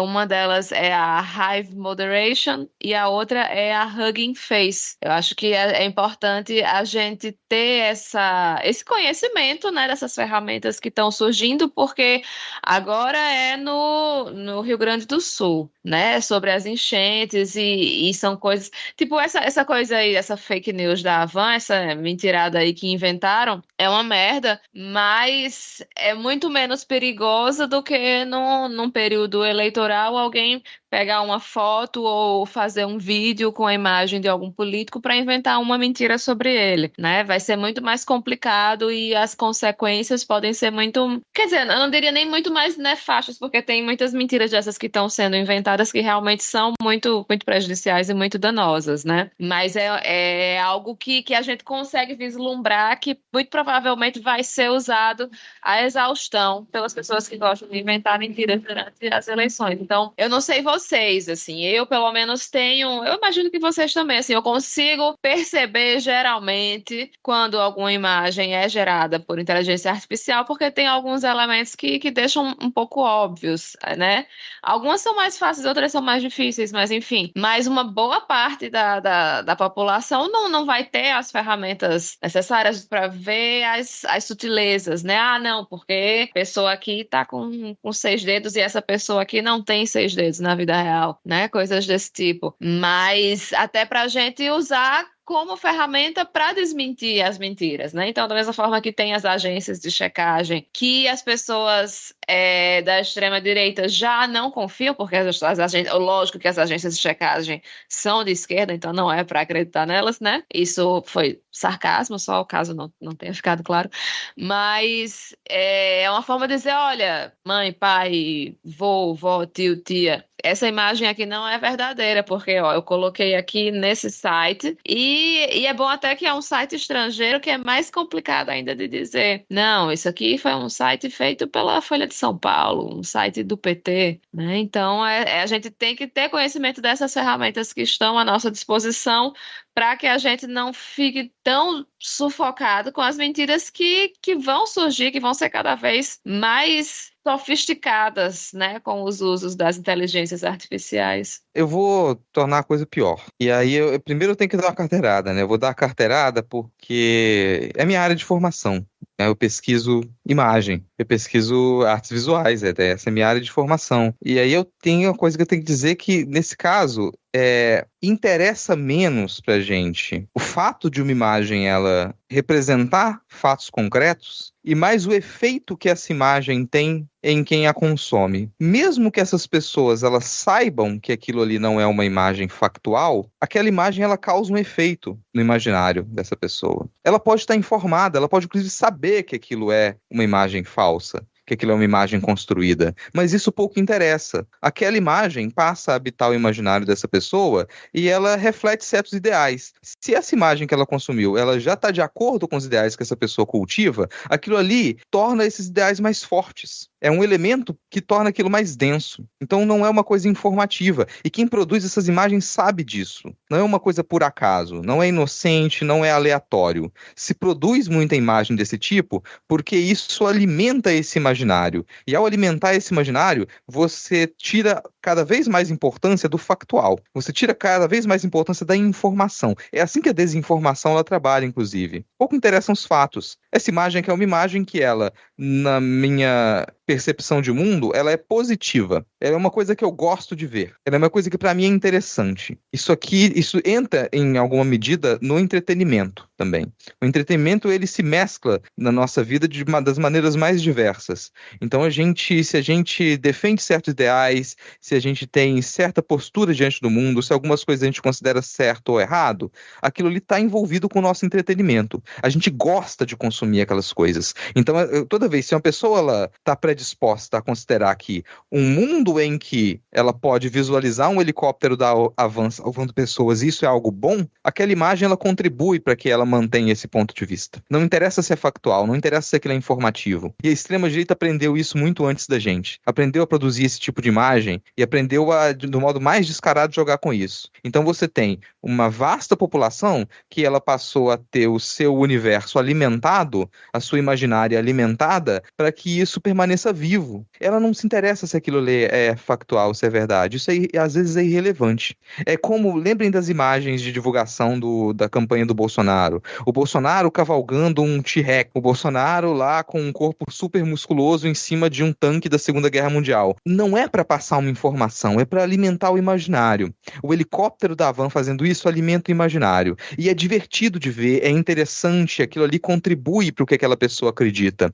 E contra isso é muito difícil a gente lutar. Só a ideia de checagem de fatos não é suficiente para isso. A gente está numa outra camada de comunicação. É uma camada que mexe com as emoções. É uma camada que mexe com as estruturas que nós utilizamos para poder agir e perceber o mundo. E isso a gente não consegue do dia para a noite. Não adianta a gente chegar lá e ter, nossa, eu tenho na ponta daqui anotado direitinho toda a verdade, toda a informação, todos os fatos. E agora eu vou te dizer para eles, colega, não vai fazer a menor diferença. Vai fazer a menor diferença. Tá, a pessoa ela vai saber que aquilo que é diferente, mas o que para dizer de modo mais simplório, o que toca o seu coração? Você realmente está preocupado se algo é fato, verdade, concreto, quando você gasta o seu dinheiro para assistir filmes da Marvel, da Disney? Não, tu gasta realmente o seu dinheiro, tu trabalha, tu vai lá e sua, tu sofre o mês inteiro trabalhando, xingando o seu trabalho, acordando de madrugada, pegando ônibus, voltando para casa e depois tu pega o seu rico dinheirinho, o fruto do seu suor, e onde é que você coloca o seu esforço? Tu coloca o seu esforço em coisas que você acredita que vale a pena para sua vida. É aquilo ali que você quer consumir, é aquilo ali que você quer ver, é aquilo ali que vai fazer o seu mundo funcionar do modo que te deixa confortável. E se te tirar aquilo ali, você perde as bases da realidade. Você começa a descrer das coisas, você não sabe por onde caminhar, você não tem mais apoio. E é por isso que é muito difícil tirar as pessoas desse tipo de grupo, desse tipo de seita. Porque para fazer isso, ela tem que negar a visão de mundo dela. Ela tem que negar aquilo que faz com que ela tenha prazer na vida, aquilo que faça com que ela se movimente, com que ela permaneça viva. Não é algo tão simples assim. Então a gente passou há muito tempo a barreira de só informar, de só checar fatos. E as agências de checagem, elas têm um trabalho muito importante, mas a gente mistura as coisas. A agência de checagem, acho que isso, como o Thaís estava falando, é muito importante nesse caso. A gente precisa, em casos, em notícias falsas para as eleições, conseguir prontamente desmentir isso. Mas o conteúdo imagético, como é que ele circula? Que tipo de afetos ele vai mover? Que tipo de pulsões ele gera nas pessoas? Isso, voltando às eleições, é algo que dita muito mais em quem que a pessoa vai votar ou não. Muitas vezes a pessoa não vota em alguém porque as propostas delas elas são bem construídas e ela pode compreender por A mais B que o bairro onde ela mora vai ter uma estrutura melhor. Ela vota porque aquela pessoa se apresentou imageticamente para ela de um jeito que condiz com o que ela considera atraente no mundo. E aí ela vai lá e dá o voto para ela. E a gente está muito atrasado nisso. A gente continua correndo atrás e tentando enfiar na cabeça das pessoas como que o mundo realmente é, como que os fatos realmente são, o que é realmente concreto. Primeiro que eu acho isso uma empáfia do caralho, sabe? Eu acho isso aí a gente se colocar num ponto extremamente elevado e falar, não, a gente tem condição de explicar para as pessoas e a partir da minha explicação, se ela não quiser entender, é porque ela é burra. Peraí, cara, não, as pessoas colocam as suas paixões em coisas que não precisam ter lógica e a gente não aprendeu a lidar com isso. Então essas imagens geradas por IA, elas já deram um outro passo, um passo muito grande, muito além, muito mais, se acelerou a coisa em uma escala que é difícil da gente imaginar agora. Quais as consequências disso? A gente não está encarando isso. A gente tergiversa, a gente dá a volta, mas o fato é que a gente tem muito medo de lidar com as paixões do povo, de lidar com as paixões das pessoas, de tentar nos comunicar com essas pessoas de um modo que ele não seja didático, de um modo que ele não seja tutoral. A gente ainda quer fazer esse papel de tutor. A esquerda tem muito disso, querer tutorar as pessoas, querer explicar pra elas como é que você realmente pode ter uma vida melhor, por que você... Isso é muito ruim, cara, é muito ruim. Isso aí, e aí eu vou elogiar o Lula. Desculpa esse longo discurso, mas eu vou ser obrigado a elogiar o Lula aqui, pra quem reclama. O Lula, ele ainda faz isso. Pega o vídeo do Lula conversando com as pessoas lá nos abrigos, e você percebe que ele não tá preocupado ali em tutorar ninguém, ele não tá preocupado em explicar por A mais B as coisas. Ele só tá dando atenção pras pessoas, tentando falar, cara, que merda, a gente precisa construir uma casa pra você. Porque isso é importante. Porque isso comunica de modo direto alguma coisa que ela toca o coração da pessoa. E sem ficar, não... Você realmente precisa entender agora como é que é a questão orçamentária e como que... Não. Então me desculpa se isso deixa a coisa muito pior, mas eu acho que é uma batalha ou uma guerra que a gente tá perdendo, muito provavelmente vai perder de uma maneira mais desastrosa ainda, porque é um vício que as esquerdas têm e que eu não consigo enxergar no futuro nenhuma chance da gente parar de fazer isso. Nenhuma chance da gente baixar a cabeça, sabe, olhar de igual para igual e falar, pô, do que vocês gostam? O que faz a vida de vocês valer a pena? Vamos nos comunicar dessa maneira? Não acho que a gente vai conseguir fazer isso. Acho que a gente já se viciou demais em se considerar intelectualmente superior, em se considerar moralmente superior, em acreditar que por nós sermos de esquerda, a gente conhece a verdade do mundo, a gente sabe o que a população deveria desejar, a gente sabe o que a população, como que a população deveria viver. E nessa, a gente continua se fudendo. Foi uma carteirada apocalíptica, né, do Rodrigo, mas muito necessária. Quando você falava aí, eu fiquei pensando, né, talvez... né, você como um estudioso aí no assunto, um caminho seria você gerar tanto meme que faz os caras perderem tempo debatendo os memes da esquerda e não conseguindo focar em outras coisas, tipo, você começar a espalhar que o Lula tava resgatando pessoas em cima de um Godzilla gaúcho, e aí é um negócio tão absurdo, mais absurdo que o da Havan, que aí você talvez consiga combater isso. O absurdo sendo combatido com algo mais absurdo, mas que não desinforma, é só pelo fato de ser absurdo mesmo. Cara, assim, pra falar de modo leve, o que seria a solução é a gente pegar o nosso intelectualismo e enfiar no rabo. Era a primeira coisa que a gente deveria fazer, mas que a gente não vai fazer. E a gente não é capaz de fazer esse tipo de comunicação, porque perceba, mesmo quando a gente tenta organizar isso, a gente começa a revestir isso de um certo ar cult. Ah, isso aqui tem que ser cultural, isso aqui tem que ser uma coisa mais complexa, isso aqui tem que ter certo arranjo, quando não deveria partir da gente. A gente sequer observa como que as parcelas enormes da população, elas se comportam e o que elas gostam e como que elas se comunicam. A gente não observa. A gente é extremamente elitista nas esquerdas. De um jeito, e isso quando eu falo a gente, eu tô me colocando aqui também, cara. A gente é extremamente elitista. Tu vai em qualquer reunião de partido de esquerda, tu vai em qualquer reunião de sindicato que ele é dominado por uma esquerda, e dá na mesma, cara. Isso é irritante, isso é cansativo. E eu honestamente compreendo as pessoas que não têm a menor paciência com esquerda mais. Quando o sujeito chega aqui começando a simples palavra pauta, quando alguém da esquerda fala pauta é não sei o que, me dá vontade de levantar a mão e enfiar o tapa na cara da pessoa. Questão de ordem no teu rabo. Para de repetir os vícios que a gente tem de achar que todo mundo tá em um movimento organizado daquela maneira. Enquanto, sei lá, as pessoas estão realmente se organizando para poder sobreviver, sabe? Elas estão realmente se organizando e sem precisar repetir os vícios de esquerda. Agora, essas organizações, elas não representam muitos dos ideais que a gente considerou os mais louváveis em toda a nossa história. E a gente é incapaz de se refazer, observar os ideais dos outros e falar, pô, talvez isso aqui seja interessante, talvez eu não devo agora chegar para você e falar, peraí, mas como que essa comunidade está organizada? Vocês estão realmente sendo equitativos nas divisões de tarefas aqui da comunidade de vocês? Como é que isso está acontecendo? Peraí, mas vocês estão pensando na pauta ecológica? Quais são os comportamentos de vocês? E o veganismo? E aquilo? Mas e as questões? Cara, sério, assim, Vitor, eu tô falando muito, mas eu não consigo mais enxergar a solução. Cada vez mais eu tô próximo de aceitar a balela de que sim, olha, as esquerdas estão mortas, enterradas, e a gente aqui tá tentando reviver um zumbi que ele nem quer mais levantar. Ana Raíssa, alguma coisa a dizer depois disso tudo aqui? Não sobraram palavras em português que não tenham sido ditas. Todas essas palavras que o Rodrigo falou estão na Bíblia nessa ordem, então não tem mais nada para acrescentar. Mas, Ana, você vai simplesmente só concordar com o Rodrigo? Vai ter ouvinte chateado. É verdade, né? E agora, meu Deus? Além de ter que falar coisas além do que o Rodrigo falou, eu vou ter que discordar, é impossível.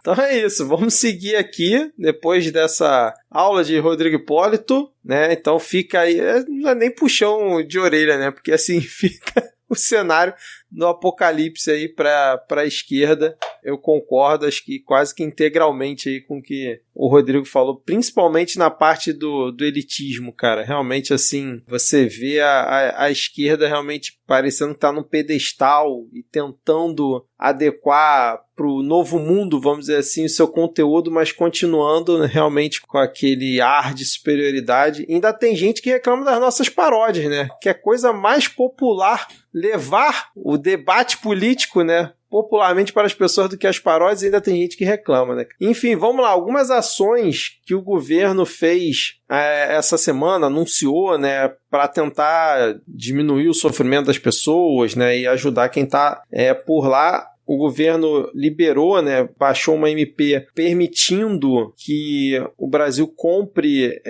arroz de fora, né, o Brasil consiga importar arroz.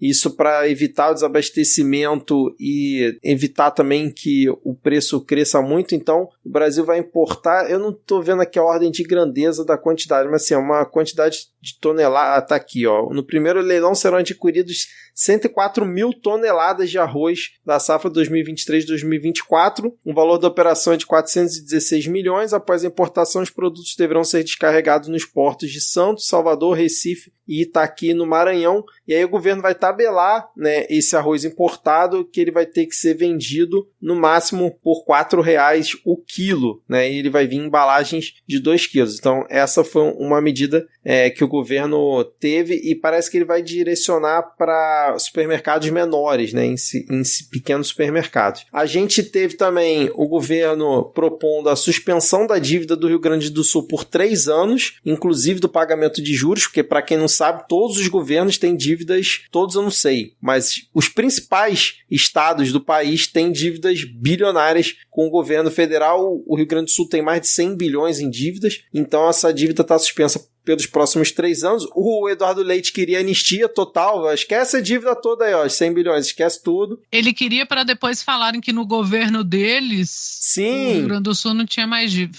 Pois é. E aí a Câmara e o Senado aprovaram. A Câmara tentou botar um jabuti que era permitir que essa suspensão fosse feita para qualquer estado, independente da situação. Tentou abrir uma margem assim para rolar, passar a boiada, né? Só que o Senado tirou. Então, a princípio fica essa situação, mas nessa lei permite que em situações futuras também ocorra essa suspensão, então não ficou restrito ao caso do Rio Grande do Sul. O governo também anunciou um Pix de R$5.100 por família, né, que sofreu aí com as enchentes no Rio Grande do Sul. Esse dinheiro vai ser feito diretamente para as pessoas poderem comprar coisas básicas para tentar se reerguer. E também anunciou que vai comprar casas que estejam à venda, expandir o programa Minha Casa Minha Vida e usar imóveis da Caixa e do Banco do Brasil que iriam para leilão nas cidades atingidas. Também foi mais um anúncio que o governo fez, e foi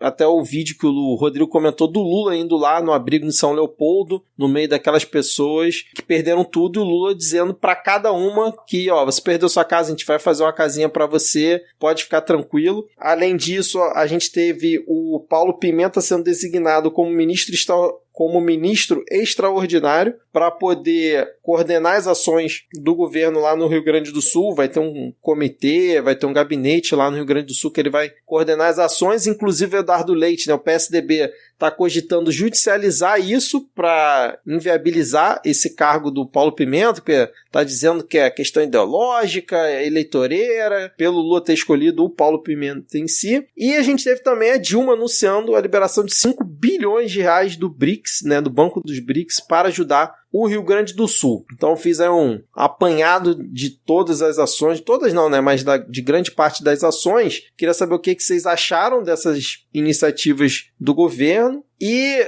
o meu único comentário em relação a isso tudo é sobre a questão das casas, né? Porque quanto tempo vai demorar para você construir? Onde que essas pessoas vão ficar ao longo desse tempo, né? Estão cogitando fazer cidades temporárias, né, para abrigar essas pessoas. Eu acho bacana, acho legal o Lula que ele fez de ir lá falar com as pessoas e tal, mas né? Você chegar e falar, a gente vai dar uma casinha pra você, né? Tá, como você vai fazer isso? É um negócio de dimensão que o Brasil nunca viveu. Quanto tempo isso vai demorar? Essas pessoas vão ganhar aluguel social, vão ficar onde, entendeu? Então, assim, é muito bonito ver o vídeo todo bem produzido, mas na prática o que vai acontecer ainda não tá muito claro, né? Falar que vai usar imóvel da Caixa do Banco do Brasil, vai comprar casa. Onde tem casa à venda pra botar esse tanto de gente, né? Enfim, não queria que vocês comentassem se vocês acharam que a ação com Paulo Pimenta, aquilo tudo, foi exagerada do Lula, que algumas pessoas criticaram, ou se foi na medida certa, ou se foi muito eleitoreiro que o Lula fez ali. Eu sou obrigado a elogiar o Paulo Pimenta, cara. Eu acho que o Paulo Pimenta tá saindo muito bem,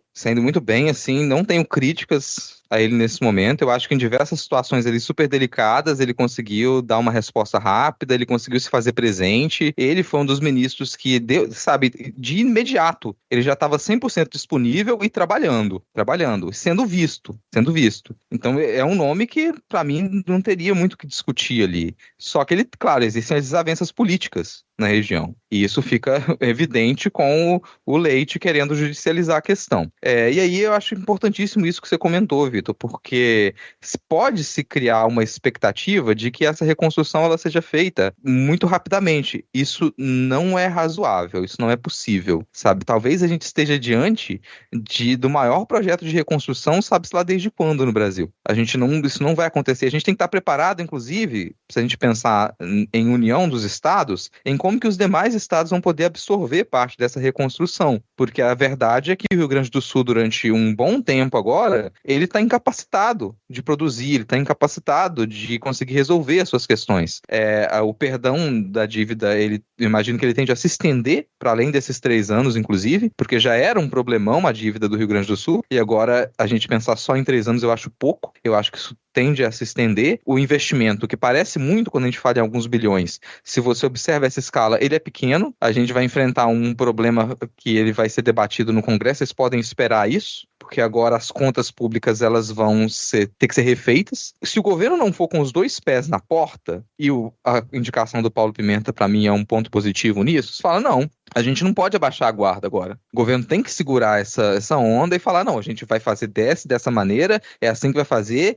Qualquer articulação que a gente tiver que construir, a gente vai construir, porque se não encarar esse problema de frente, daqui a 2, 3 anos, a gente vai ter resultado nenhum, cara. Resultado nenhum. Eu não sei se as pessoas que elas só estão acompanhando isso, às vezes, pela televisão, elas ainda têm a dimensão do desastre. E que ele não... Pensem, gente, o clima não vai parar agora e falar, opa, vamos dar uma trégua pelos próximos 3 anos para o Rio Grande do Sul se reconstruir. Não vai. Então, enquanto a gente continua no caos climático e outras situações como essa, elas tendem a se repetir, a gente tem que simultaneamente pensar na reconstrução e estabelecer uma política para encarar desastres que ela seja realmente eficiente, para parar com o discursinho de que a gente foi surpreendido. Eu não vejo motivos materiais agora para levantar alguma crítica ao que o governo federal está fazendo, ao que o Lula está fazendo, a figura do Lula como o maior político do século XX, como ele está lidando com isso. Eduardo Bananinha fez um tweet falando que alguém metafórico foi lá falar com ele, que nossa, que pena, seu pai deu azar de pegar uma pandemia, e ele falou, azar a gente teria dado se fosse o Lula. E caiu no ridículo. Nem eles compraram isso. Caiu no ridículo, porque tudo que ele faz, ele tem que cair no ridículo mesmo. Mas, assim, ele quis antagonizar, e tem algumas figuras, principalmente no grande universo em que a banana fica preta muito rápido, que é o Twitter, que tentam, não quero usar a palavra polarizar, mas que tentam colocar em pé de igualdade ou dicotomizar a postura do governo Lula e do Lula político com o que foi a gerência ou a falta de gerência da pandemia, né, nos anos terríveis de Jair. E isso eu acho que não tem tido muita aderência, porque não tem base material para esse tipo de comparação. Então, assim, os 5 bilhões que foram liberados pelo BRICS, o perdão temporário das dívidas, ou nós vamos comprar casa, não é assim, nós vamos fazer algo, nós vamos comprar casa, famílias de baixa renda vão receber R$5.100 no Pix. São medidas materiais necessárias, urgentes. A extrema-direita ou o extremo-centro também, né, que está muito apegada a ideias da extrema-direita. Engraçado, né, sendo ano de eleição, não sabemos por quê. Ninguém pôde ver isso vindo. Mas tem inventado umas fake news do tipo, a Tebet falou que no futuro vai mandar dinheiro. Só que assim, nem a mídia, sabe, ou melhor, até a mídia tá vendo que é demais você capitalizar em cima disso. Tanto que o Eduardo Leite falou merda e voltou atrás, né, como está aqui na nossa pauta, com a questão do, vamos maneirar aí na doação, né, porque o comércio aqui vai sofrer, sendo que está tudo embaixo d'água. Claro que o comércio está sofrendo, sabe? Claro que o pequeno, o médio comerciante, eles não têm o que fazer, eu vou vender o quê? Perdeu-se tudo, sabe? Artistas. Então, assim, não são só pessoas que tiveram suas vidas afetadas pessoalmente. Profissionalmente, você teve também, principalmente de quem é autônomo, principalmente de quem, sabe, nosso país de seu de MEI, tá difícil para todo mundo, para o governador chegar a falar isso. Um cara que nunca trabalhou, literalmente nunca trabalhou, nem depois de eleito, e nem antes disso, nem na iniciativa privada, nem nada. Então, eu acho que, toda a crítica que eu vi até agora, que não veio da direita, da extrema-direita, ao governo ou ao que o governo tem feito, não se sustenta, Eu concordo com o Rodrigo quando ele fala que o Paulo Pimenta foi um bom nome, tanto que virou piada, ele não é o melhor nome para o Rio Grande do Sul, né? É melhor deixar Rio Grande do Sul mesmo. Você vai criticar que o governo está falando, então, a gente vai comprar casa, a gente vai construir, as coisas vão ser feitas. A gente riu ontem no grupo, e o pessoal no Twitter também viu isso, dos adolescentes que estão fazendo TikTok com as roupas recebidas, né? Dos kits e tal. Então, assim, dentro de todo esse desastre, cara, são notícias de cortar o coração, assim. Mas eu penso disso tudo, uma coisa que eu pensei lá no início, não, mas mais para o meio da pandemia, e essas situações extremas, elas mostram o melhor e o pior, tanto do ser humano, né, quanto de nós seres políticos. Mas nem o melhor nem o pior é o que a gente é. Então você pode ter pessoas péssimas lá tendo ótimas atitudes, né? A Havan mandando seu helicóptero. Isso mostra como são momentos extremos e atitudes extremas, né? Então são atitudes de extrema bondade, extrema, sabe, união de forças ali, tanto da Defesa Civil, dos bombeiros, né? Dos militares em geral. Não estou elogiando, estão sendo pagos há séculos para fazer isso. A gente conseguiu também barrar o discurso do tá salvando animal por quê? E eu acho que a mídia teve um papel importante. O pessoal ficou reclamando, vai ficar fazendo cobertura de resgate de cavalo. É para fazer cobertura de resgate de cavalo, do pessoal mostrando como que os bichinhos estão traumatizados ali, que os cachorrinhos ficam tudo em cima dos telhadinhos das casinhas, para ver se sensibiliza esse bando de coração de pedra, que além de espalhar fake news, espalha o que há de pior, sabe? Não precisa salvar bicho. Mas e aí? Teve um advogado que estava falando que estava muito feliz que ele tinha conseguido desligar por justa causa 49 funcionários de uma empresa no Rio Grande do Sul, porque ele marcou uma call, a empresa marcou uma call com os funcionários, eles não apareceram. Sabe, eu não posso desejar nada que não seja tudo de pior para essa pessoa. Então, o governo está frente a tudo isso, né, no âmbito individual, o governo tem tido o que a gente espera. Não, eu vou falar por mim, não é nem o que eu esperava, porque eu nem sei o que eu esperava de qualquer governo frente a isso. Então, eu tenho sido bem surpreendida, assim. Eu evito de ficar vendo os vídeos do Lula falando com as pessoas para eu refrear meu ímpeto de ser fã de político. É só para isso, porque esse homem convence.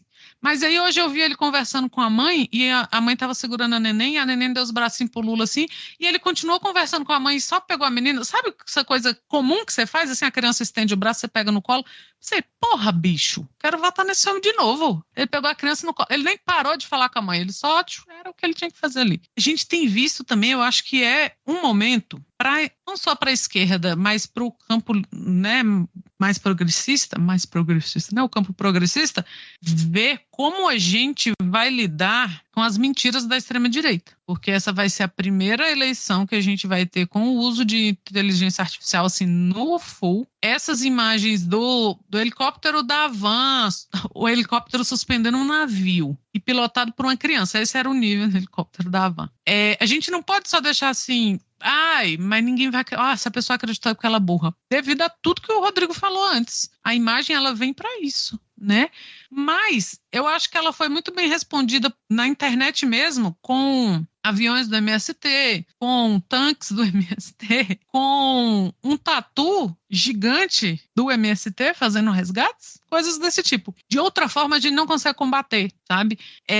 Eu tenho visto que a mídia, que eu comecei a falar disso e não terminei, mas que a mídia mesmo não tem comprado algumas coisas porque é imoral até para os marinhos. É imoral embarcar em algumas coisas. Então, o Bonner, né, ele tem chamado a atenção para isso, as coisas que são fakes, a mídia está batendo muito porque chegou no ponto da imoralidade, assim, porque já tinha se alargado o limite da imoralidade com a pandemia. Então, agora que está todo mundo muito mexido, né, é um momento da gente mostrar, olha, isso tem que ser combatido agora, porque senão chega um ponto que a gente não consegue mais. E é o que Thaís falou, talvez uma cidade grande como Porto Alegre, né, que está sempre falada, Pelotas, cidades maiores, embaixo d'água, seja uma coisa mais factível das pessoas pensarem assim, caralho, vai dar muita merda. Do que você falar assim, o país vai aumentar 1 grau, em 30 anos as pessoas pensam, porra, mas só 1 grau? Sem você saber que isso é coisa pra caralho. Não, Porto Alegre está embaixo d'água. E Porto Alegre, especificamente, está embaixo d'água por falta de manutenção. Se tivesse sido feito o trabalho da prefeitura, Porto Alegre não estaria embaixo d'água, pois a contenção teria acontecido, porque a maior parte da água que inundou a cidade de Porto Alegre veio da Casa de Bombas, que não recebia manutenção há um tempo. Então,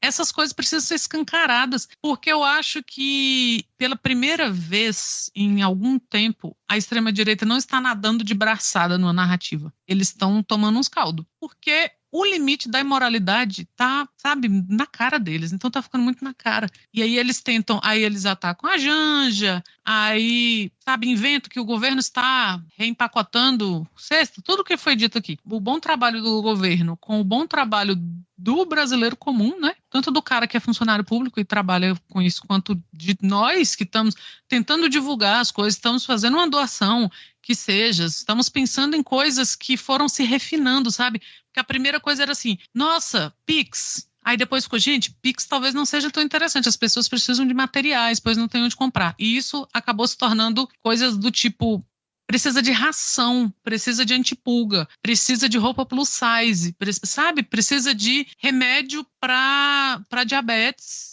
e para pressão alta. Então, essas coisas foram se refinando, foi um movimento que não veio só do governo. Então, quando o governo trabalha bem e a população está engajada, a extrema-direita ela perde força. E é o que a gente está vendo, eles não estão nadando de braçada, eles estão desesperados. Tanto que eles ficam tentando colar essas, né, de que, olha, imagina se fosse o Lula. E todo mundo imagina e fala, caralho, é mesmo, quanta gente não estaria viva, né? Ou, olha aí o helicóptero da Havan. E toma meme em cima. Então, é um momento pra gente que é muito bom não, né? Mas assim, é um momento pra gente de poder ver claramente como que a extrema-direita se articula, como ela vem se articulando aqui, né? E como isso é perigoso, porque a gente está vendo diariamente como é perigosa a articulação da extrema-direita capitalizando em cima de um desastre. E a gente não tem nem noção ainda do tamanho. A gente só conseguiu se chocar. Então, o governo está trabalhando e está trabalhando bem. Eu não tenho absolutamente nada contra o nome do Paulo Pimenta como ministro extraordinário. Nada mesmo, assim. Ele foi, como a gente disse, assim, uns da primeira hora, assim, que já estavam trabalhando. O Lula vai lá e volta muito, então, sabe, até as críticas estão ficando ridículas de tão bom que tá. Bom, assim, né? De novo, esse é o adjetivo. Tanto que a gente teve, foi aqui a Cantanhede falando que ela entendia isso, porque ela também teve as joias roubadas. Gente, mulher, se aposenta, chega de falar, de falar. Aquela ali foi absurda, né, cara? Eu acho que um resumo, talvez, Ana Raíssa, do que você falou, né? Não um resumo, mas talvez um título, que foi o governo sendo governo, né?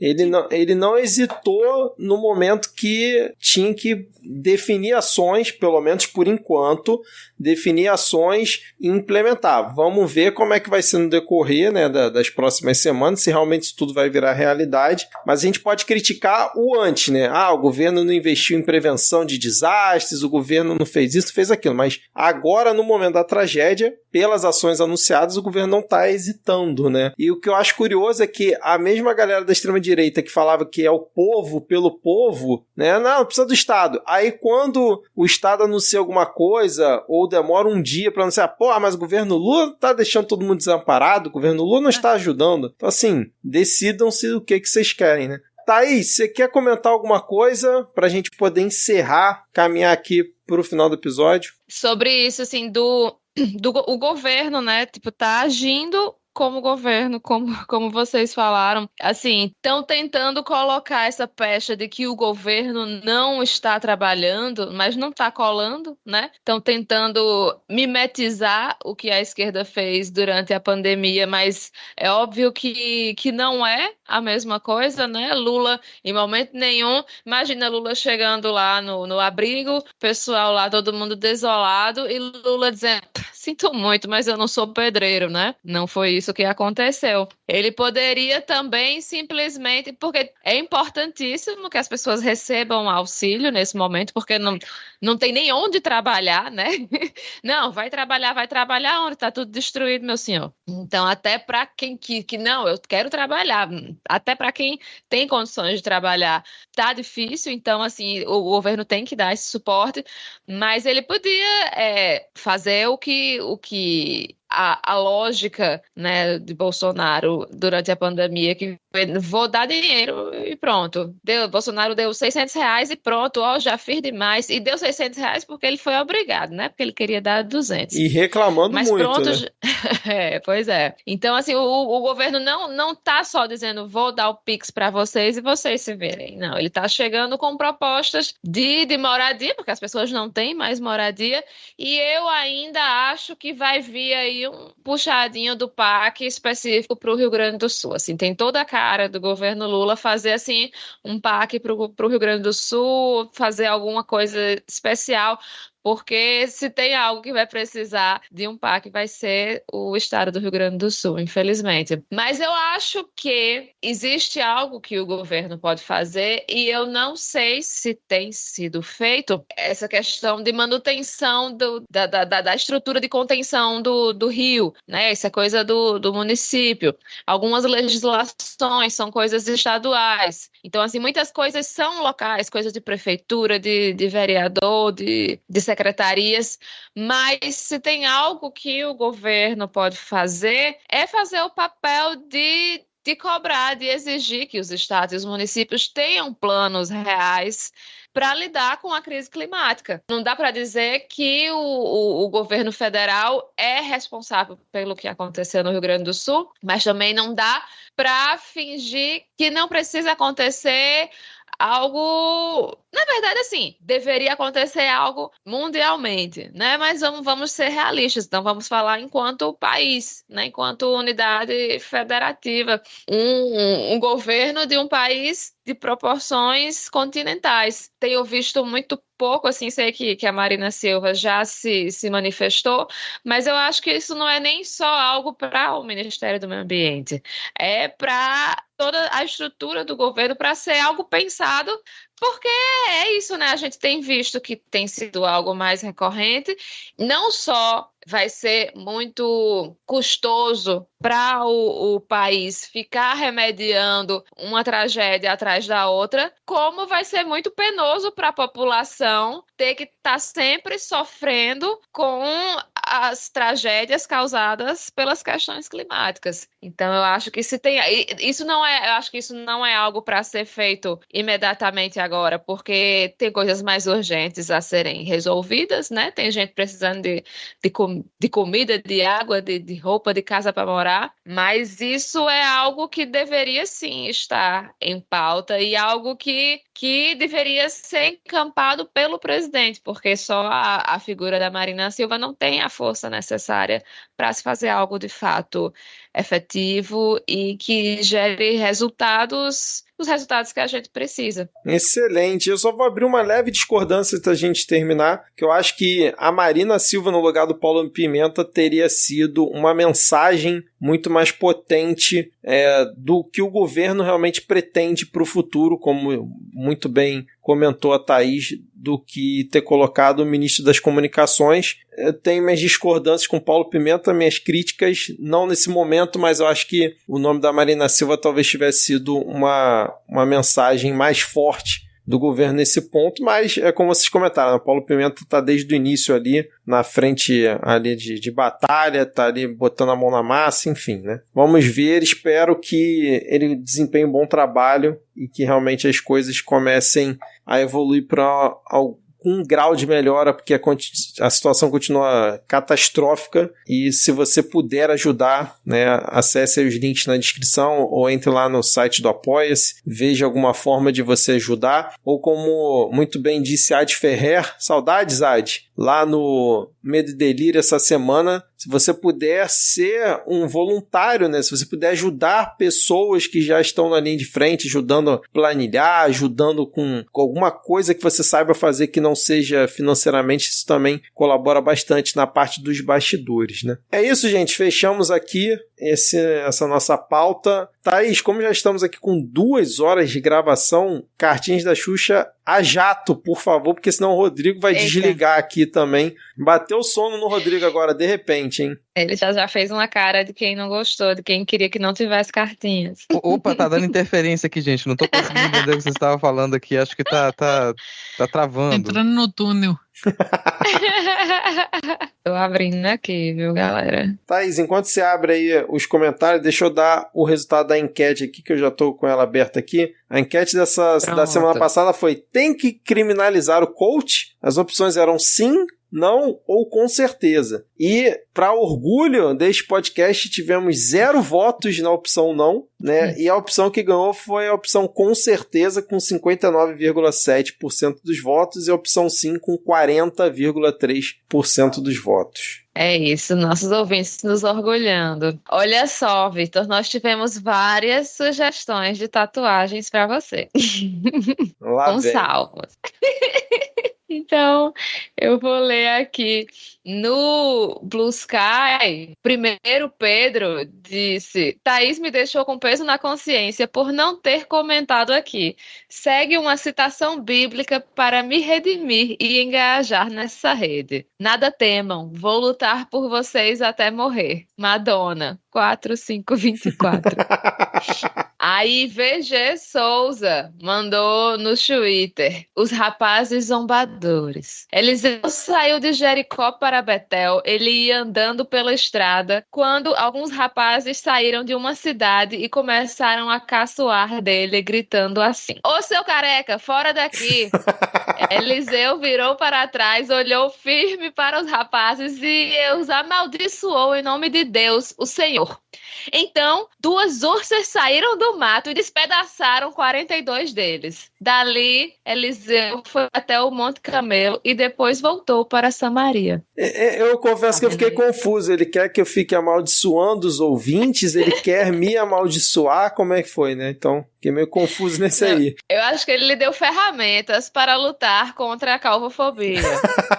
Vamos lá. A Renatrila disse no Instagram: dados os temas tão pesados e análise precisa, vou apenas me resguardar ao direito de descontrair. Eu amo o fato do Midcast ter vários sotaques diferentes. É um deleite sonoro. Dito isso, sempre abro um sorriso ouvindo o Vitor falando o nome de alguma instituição paulista. A privatização da Sabesp foi votada pela Alesp. É a única coisa que pode nos fazer rir em toda essa trágica situação. Agora tem que ficar falando Sabesp, Alesp, aí não dá, né? Pelo amor de Deus. Ah, não, fala assim não, Vitor, eu vou ter pesadelo. Ai, eu Pelo também amor de chego a Deus, me isso sentir foi mal. assustador, isso foi horrível. Talvez eu vá agredir maior parte da audiência do Midcast. Mas o grande diferencial do Midcast é que nós não temos o sotaque paulista aqui, porque a maioria dos podcasts tem o sotaque paulista, entendeu? Esse é um dos grandes diferenciais do Midcast. Meu Deus, então para, Parece que tá cara. falando com outra voz. Parece que é Meu outra Deus, pessoa. cara, que para. merda. Isso aí é muito tipo Vale da Estranheza, sabe? É horrível. É assustador, cara. Eu nunca pensei, meu Deus, que eu ia ter uma sensação tão esquisita de física. Nossa, é tipo o Vitor do mal, o Vitor do mundo invertido teria esse sotaque. Ai, socorro. Eu vi todo mundo invertido. O Vitor do mundo invertido é paulista e gosta de tomar caldo de cana com limão. Um abraço aí pros nossos amigos ouvintes aí de São Paulo. É só pela piada. Hashtag humor, tá, gente? Não, mas eu acho muito legal essa sua observação, Vitor. Não porque tenho nada contra os nossos ouvintes paulistas, não é nada disso, mas é porque, de fato, assim, a maioria esmagadora de pessoas na podosfera tem esse sotaque paulista. E é muito legal que existam outros que tenham alguma projeção que tragam esses outros sotaques, né? Como a gente já falou uma vez, né? O Midcast, é porque agora a Adi e Diego não estão mais podendo gravar com a gente, mas o Midcast acho que era o único podcast do Brasil que tinha representante de todas as regiões. E isso é fantástico, cara. Pois é. Saudades, Adi e Diego. Temos ouvintes de Dublin. O Gabriel da Rocha Pires disse: ótimo episódio, escuto vocês toda semana direto de Dublin, Irlanda. Meu podcast favorito junto com Vira Casacas e o Medo e Delírio em Brasília. Por mais episódios longos e com paródia, please. Obrigada, Gabriel. Estamos muito bem acompanhados aí. Sheila Andrade Bertolini disse: pelo amor do Jesus te ama da tatuagem de chiclete na testa, vocês precisam patentear essa ideia e faturar em cima desse nicho. Apoio essa ideia. Também apoio, Sheila. Temos mais uma sugestão aqui do Bruno FPT. Mais um excelente episódio. Queria sugerir que o Vitor tatuasse Malaquias 234. Vocês estão vendo que eu não sei nem como é que lê esses negócios, né? Salmo, apóstolo, pra mim tá certíssimo também. Eu achei que tava certo. Vocês estão vendo aqui, mas cada palavra dessa que Thaís fala, começa a sair fumaça na boca dela, tá? Tá pegando. Parem de mandar versículos bíblicos pra Thaís que ler. Meu Deus, gente Tem cruel. Tem uma Bíblia entrando em combustão espontânea aqui na minha frente nesse momento. Então ele disse pra tatuar esse salmo, sei lá, com canetinha, Malaquias, mas eu não sei que salmo é esse. Mas ele disse que se ninguém nunca mais viu a do Onyx, tá liberada a tatuagem de canetinha mesmo. Último comentário, Thaís, pra encerrarmos aqui. Tá, vamos lá. Bom, então o comentário aqui do Eduardo Vasconcelos. Não acredito que vocês fizeram isso. Como assim, Thaís? Deixa a gente na ansiedade, na curiosidade, na agonia. Por que faz isso com o Brasil? Em minha defesa, dessa vez eu não tive culpa, tá? A culpa é toda do Vitor. E digo que eu também não tive culpa, porque a gravação parou exatamente no momento que a Thaís falou. Nem se eu quisesse colocar o que ela falou, eu não teria como, porque realmente não teve gravação. Fechou, Thaís? Fechamos aqui Cartinhas da Xuxa. Deixa eu aqui mencionar os nossos apoiadores da categoria Cartinhas da Xuxa, lá no Apoia-se, que é o Elisnei Menezes, Liane do Espírito Santo, Eduardo Vasconcelos, Gabriel Pires, Reni Barcelos. Ele falou no Twitter. E eu já esqueci também. Eu já esqueci. Reni Barcelos, obrigado, Thaís. Daniel Ribeiro, Paulo Felipe Cousani, Guilherme Anselmo, Rodrigo Rocha e Fernando Lira. A galera do Pix, faça Pix também pro Midcast, caso você possa, caso você queira e caso você já tenha doado para o Rio Grande do Sul, que é podcastmedia@gmail.com. Então, um abraço pro Bruno Felipe Teixeira, Leonardo Gandolfi, Dandara Marques, Cauê Vicente, Denise Tamarose e o beijo da Lhama aí pro Rafael Cavalcante. Eu me lembrei agora que o Rafael Cavalcante tinha pedido pro povo apoiar a gente em um dos comentários, mas como eu não tô achando, eu não vou... Aqui, Rafael Cavalcante, sinto-me como Wagner Moura naquela cena de Narcos, sendo o único a receber o beijo da Lhama. Juntem-se a mim, o beijo não é babado. Olha aí, verdade, hein? Ele é o único aí dessa categoria, né? Sozinho. Tá no balancinho. No fundo da piscina. Vai ter beijo hoje, Rodrigo? Não, eu nem tô ouvindo vocês, gente, pra ser honesto aqui. Eu parei de ouvir vocês em algum momento. Aí o ouvinte tira o único ouvinte que você tem vai sair fora e você vai ficar fora. O único. Não, você falou vai ter beijo pra alguém, eu tenho que mandar beijo pra alguém? Quem? Alguém pediu beijo? Não tava nem sabendo ouvinte. mais. Essa categoria aí, ó, beijo da Lhama, significa que você tem uma unidade de ouvinte. E você não estava ouvindo pra mandar mas beijo assim, pra ele, se eu tenho uma unidade de ouvinte e eu vou mudar o meu modo de ser, eu vou perder aquela unidade de ouvinte, velho. Tem algum motivo pra pessoa estar ali? Então, vamos lá, vamos seguir, né, para os créditos finais do podcast, pois esse podcast foi apresentado por Victor Souza, Ana Raíssa, Thaís Kisuki e Rodrigo Polito, edição de Victor Souza. As nossas redes sociais são @podcastmid no Twitter e no Instagram. No Blue Sky é só procurar por Midcast Política. E tem o nosso canal do WhatsApp lá na descrição do episódio, caso você queira receber conteúdo direto aí por essa ferramenta de comunicação. Até a próxima semana. Um abraço, tchau, tchau. Beijo. Valeu, falou.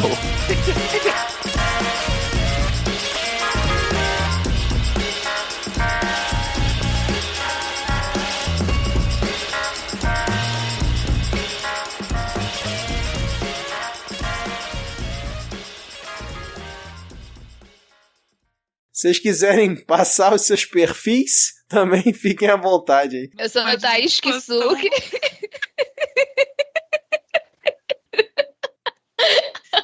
É o dia do sotaque invertido. Vamos gravar um episódio assim.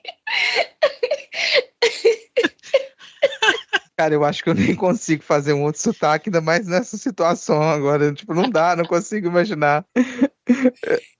Eu tô com medo de começar a falar igual o Vitor, fingindo sotaque paulista, cara. Eu tô com medo. Aquele meme do cara fortão no quarto. Mãe, eu tô com medo do Vitor Paulista. Ai, gente, é isso. Vocês sabem quais são as nossas redes sociais. Procura a gente lá nas redes sociais. Vocês acham a gente. Vocês já sabem, já. Vamos parar com isso aqui que ele precisa ir embora. Chega! Deu crise total aqui. Sei nem como é que vai ficar a edição desse final aqui. Mas é isso, gente. Valeu.